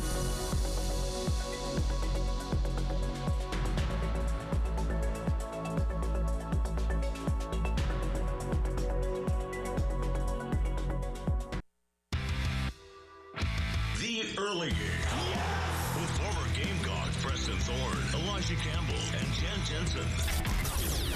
On the Game Network, 107.5 Game app, and at the Game TV radio on YouTube. Really game, third and long hour goes deep. Ticket Fairy has come by. And in my hand right now, I have a little piece of paper that tells me that we have 2 family 4-pack of tickets to give away for tomorrow night's baseball game against the Citadel, starting at 6:30. If you'd like to win those tickets, call into 803-404-6100. Callers 3 and 4 will win tickets to Founders Park to go see Carolina take on the Citadel. Revenge game. Yes. Our man Taylor's going to be in attendance, but he dubbed it a revenge game. I was like, you know what? You're right. That is a revenge game. So again, callers 3 and 4, 803-404-6100, and you can win tickets, 4 of them, to tomorrow night's game. Now for the early game, third and long hour goes deep. This week, I think we were kind of inspired a little bit by that Bruce Feldman story where a lot of college coaches called him, not college coaches, NFL coaches, like position coaches, were calling him, and a lot of them to complain about a lack of development from college to the NFL compared to what it used to be. And a lot of the blame came from the transfer portal, right? But there's been other stories, too, written about how NIL has affected the NFL draft. I think in conjunction, the transfer portal and the implementation of NIL has made the draft different, right? I don't think it's better or worse. I think it's just different, right? I think the talent pool is maybe going to be a little bit thinner on a year-to-year basis because some of the better players that would be really good 4th-round picks or 5th-round picks are deciding to stay in college. Like how many quarterbacks this year are deciding to stay in college, Lenore Sellers being one of them, as opposed to doing what they would normally do, which is make the jump to the draft. I think you're seeing so much more of that is affecting kind of how the draft looks compared to maybe 10 years ago. But Preston Thorne, I wanted to start part 1 this week by talking about the first part of this equation, which is maybe a hunger difference, right? Evaluating, quote unquote, hunger, because in an article in The Athletic over the weekend, too, a lot of coaches would talk about the idea of players maybe being more financially desperate by the time they have a chance to go to the NFL. Whereas now some of these guys are coming in making comparable money, especially if you're a 6th-round pick or guys that are maybe making league minimum. Yeah, I mean, any of your starting quarterbacks, more than likely, for instance, there was a great article about Riley Leonard and how he took a pay cut to go from what he was doing at Notre Dame to what he was doing as the backup for the Colts. And so, yes, that is a reality for some of these players. Yeah, and how much does that actually affect, A, the player pool, B, the player going into the NFL from college? I'm not going to lie. The draft is different now. As you said, good, bad, like it not. But the draft is because before, you could definitely feel the sense of, oh, my God, I just became a millionaire. Mm-hmm. Right? When somebody gets drafted early, first top 10, it's like, yeah, I might have been getting a paper bag here or there, or I might have been getting a free lunch at 5 Points or something like that, but I am now a millionaire. Yes, maybe we got a Dodge Charger from somewhere along the line, but I am now a legit millionaire. And now, when the players get their name called, it's like, all right, this is cool. It's still a dream come true. It's not the same financially. Now, for first rounders, yes. I don't think Jeremiah Love was making $9 million at Notre Dame. Still making good money. But he was good. He was good, right? It wasn't like, this is what is going to, Yeah, I liken it to the idea of like, when you graduate, there's a difference between graduating at different graduation rates. Everybody celebrates a high school graduation, awesome. College graduation, really cool. Masters, it's like, all right, man, that's cool. You got another degree. And that's how this sort of feels like. It's like, all right, moving on. I get more money, but I had money already. It's more of a graduation. Yes, it's more of a graduation than like this coronation, which I think it used to be. So that is something.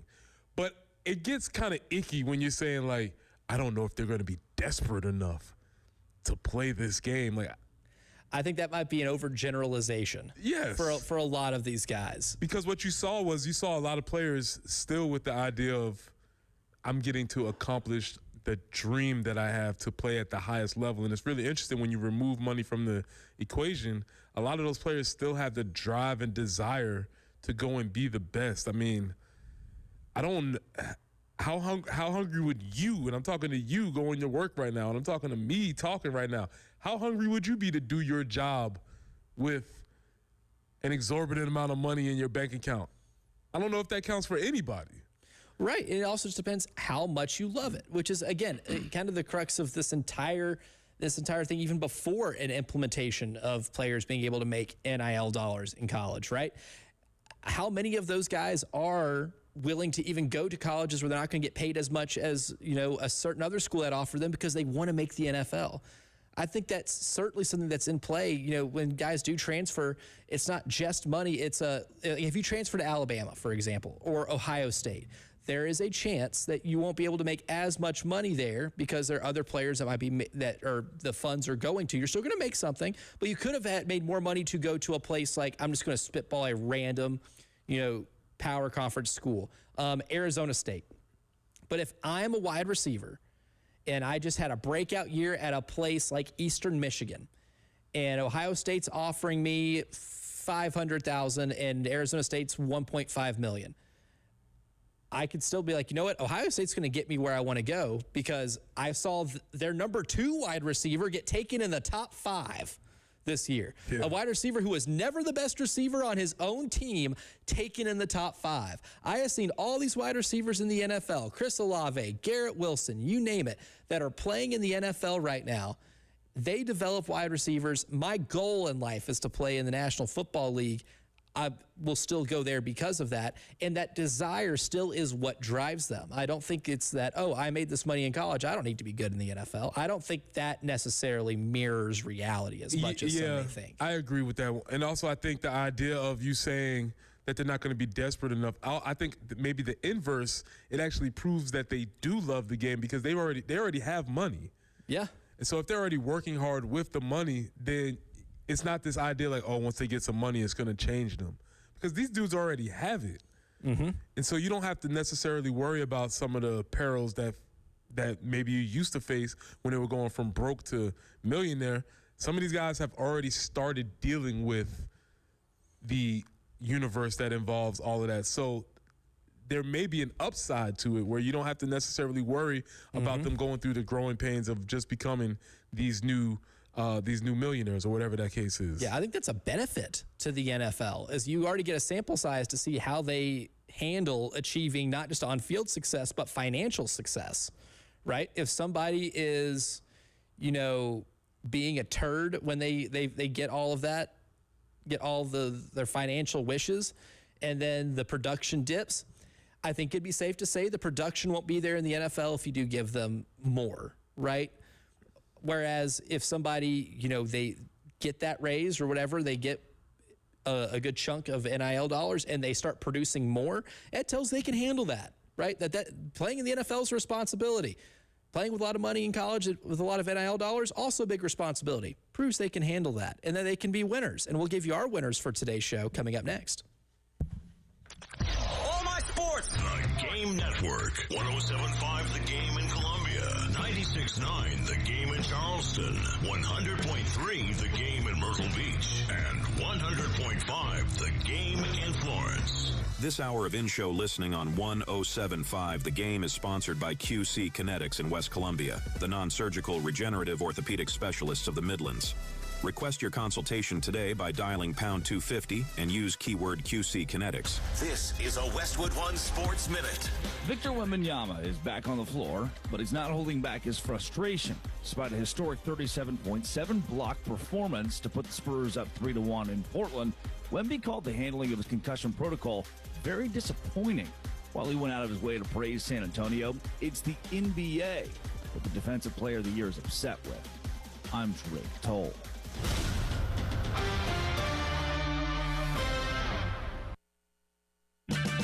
Save $10 on a pair of Bosch Focus wiper blades. Our professional parts people will even install them for free at O'Reilly Auto Parts. O'Reilly Auto Parts. Spring means warmer weather, blooming flowers, and a whole lot of pollen. Don't let your automobile turn into a pollen mobile. Stop by Tidal Wave Auto Spa for a top-of-the-line wash starting at just $15. In no time, you'll be driving away with that clean car happy feeling and a brilliant shine. Plus, every wash includes free vacuums, microfiber towels, and interior cleaning spray to keep your whole car looking its best. Tidal Wave Auto Spa makes it fast and easy. Find a location near you at TidalWaveAutospa.com. Check engine or ABS light on? Take the guesswork out of your warning lights with O'Reilly Veriscan. It's free. Ask for O'Reilly Veriscan. O'Reilly Auto Parts. Car wreck? Dial all sevens now. We got a $250,000 settlement for a client injured in a car accident when driver illegally turned in front of him. Dial all sevens now. The Nastapula Law Firm is not scared to go to court. We got a $2.5 million jury verdict for our client when the other driver failed to yield. What do? Good heavens. Dial all sevens. To get your attorney, dial 800-ALL-7s now. Do you have sagging, soft, or bouncy floors in your home? Well, this could be a sign of rotten wood caused by moisture in your crawl space. Damaged wood in your crawl space can affect your home's foundation, and that can affect your home's value, and nobody wants that. Say goodbye to sagging floors and hello to a stable foundation. Contact Canty today for your free inspection at 803-424-8380 or visit cantycanfixit.com. Ready to order? Yes.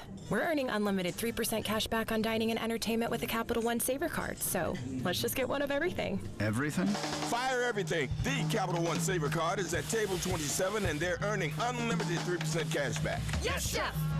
This is so nice. Had a feeling you'd want 3% cash back on dessert. Ooh, tiramisu. Earn unlimited 3% cash back on dining and entertainment with the Capital One Saver card. Capital One, what's in your wallet? Terms apply. See CapitalOne.com for details. Why'd I go to the doctor? Working on the farm, my heart kept skipping a beat. I didn't think much of it, but my daughters made me get checked out. Turns out I have atrial fibrillation, which increases the risk of stroke about 5 times. Symptoms like irregular heartbeat, heart racing, chest pain, shortness of breath, fatigue, or lightheadedness can come and go. But if it's AFib, the risk of stroke remains. If you have symptoms, contact a doctor. I'm so glad I did. Visit NoTimeToWait.com. Sponsored by Bristol-Myers Squibb and Pfizer. The Early Game with former Gamecock Preston Thorne, Elijah Campbell, and Jen Jensen on the Game Network, 107.5 Game app, and at the Game TV radio on YouTube. More about them than it is about the team. Cannot play with them. Cannot win with them. Cannot coach with them. Can't do it. I want winners. Every day we give you winners, brought to you by the Golden Spur to recap today's show. And I can't think of a better place to start with my golden winner here, giving out to teachers. Always. Because always, the early game, big fan of teachers nationwide. But Monty Lee specifically, his teaching background, as we learned from Taylor, who called in the first hour of the show, was a teacher. Maybe the inspiration for he got the reward system of giving out stickers and having sticker ceremonies after games, which may seem like something small, but I think that's a microcosm of how much better the environment with this team has gotten. And that's one of the reasons why they were able to sweep Missouri a couple weekends ago. Take 2 of 3 from Kentucky this weekend and see I would say a dramatic improvement in terms of just how the body language is and how these guys are playing. Certainly, you've already gotten to the point where you have now more SEC wins this year than you did all of last year, and we're not in May yet. It's promising. What the future looks like, still to be determined, but I think something like a sticker reward ceremony and allowing some of these guys to have a lot more fun than they did under the last head coach is certainly one of the reasons why I think you are seeing better results. And kudos to Monty. Can I just say Saturday night he opened up the gates and let kids come in after the game and get autographs and pictures with, I mean, that's cool. How do you not love that? Come on, man. He gets it. I see what you're Monty, you see what you're trying to do here? Yep. I say it's working. Got to keep winning games, though. Keep winning. Yep. I see what you're trying to do. I can't, we talked about it earlier. We talked about it several times, but until he's as As long as he's in the playoffs, we have to give him winners. CMB. And more importantly, CMB's mother, who I saw is on a billboard coming into town, into Columbia. It is wonderful because I was listening to somebody talk about her son while watching her talk, looking at her on a billboard, talking about her law practice. So I think it's Yvonne Murray Boyles. Congratulations. And also, yes, cool billboard. She's holding a basketball. It's awesome. That's pretty sick. How could you not love that? Shout out to them. So Murray Boyles family, Columbia natives, really cool. I'm telling you, man, when the Raptors took Colin Murray Boyles top 10, I was like, that's one of the best picks in this draft. And while throughout the course of the year he did battle some injuries, he has more than doubled his scoring average in the playoffs than he did in the regular season. And I think the one thing we all knew Colin would be really good at, which is guarding anybody on the floor, has really shown. They won a game in the NBA playoffs, Preston Thornton, 93-89.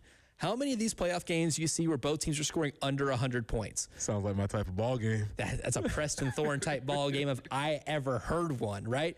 But one of the reasons why they were able to hold Cleveland, one of the best offenses in the NBA, to 89 points is because Colin's not just guarding one person. It's not like he's out there trying to shut down James Harden. He's guarding everybody. Throughout the course of the season, I've seen him on ball against James Harden. I've seen him on ball against Donovan Mitchell. I've seen him on ball against Jarrett Allen, who is a center. I've seen him guard Evan Mobley, who is another center on that team. He has guarded every single position on that floor, and him being on the floor and his defensive performance is the reason that this thing is tied at 2 games apiece.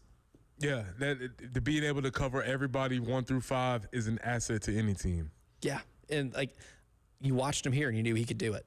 Even though like the team results weren't there, the reason they were in games last year or 2 years ago now against Auburn, who was a Final Four team, where that game was incredibly tight late, and the reason they built that lead against Florida was because Colin is that good around the basket too. He didn't miss a lot of shots around the rim.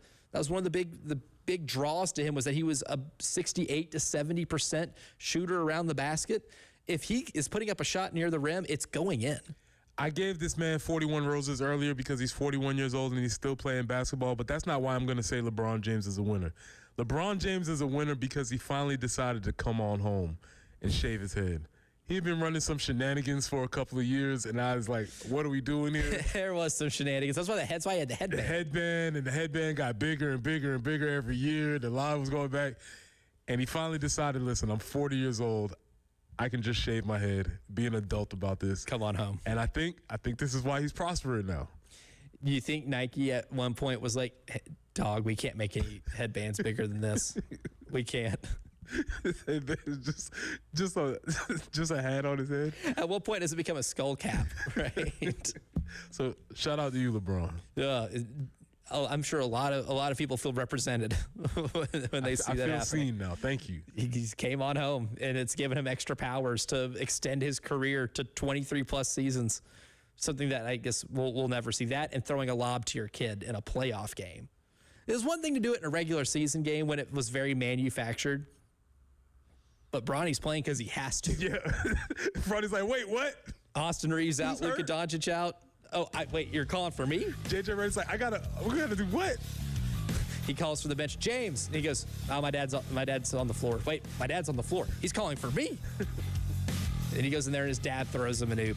Absolutely remarkable stuff. They're winners. Hopefully, I'm a Laker fan. I want the Lakers to close this thing out in 5, please. Hey, stop playing. They got to quit playing. They had to finish. They have to quit playing. Hopefully, they're winners. Tyler Head, Jack Feltry, they're always winners, and they're next. We'll talk to you again tomorrow morning at 6 a.m. sharp. Be there. Broadcasting live from the Herndon Chevrolet studio. Herndon Chevrolet is your hometown dealer. Stop by today or shop online 24/7 at herndonchevy.com. Sponsored by Burger King. Warning to all sports fans. If you're still using a sportsbook, you're getting robbed blind. Here are the facts. Sportsbooks skim your payout for profit. On a $100 position, they take around $9 just to let you play. It's theft in broad daylight. On that same $100 position, sportsbooks pay out $500. Polymarket pays $650. That's because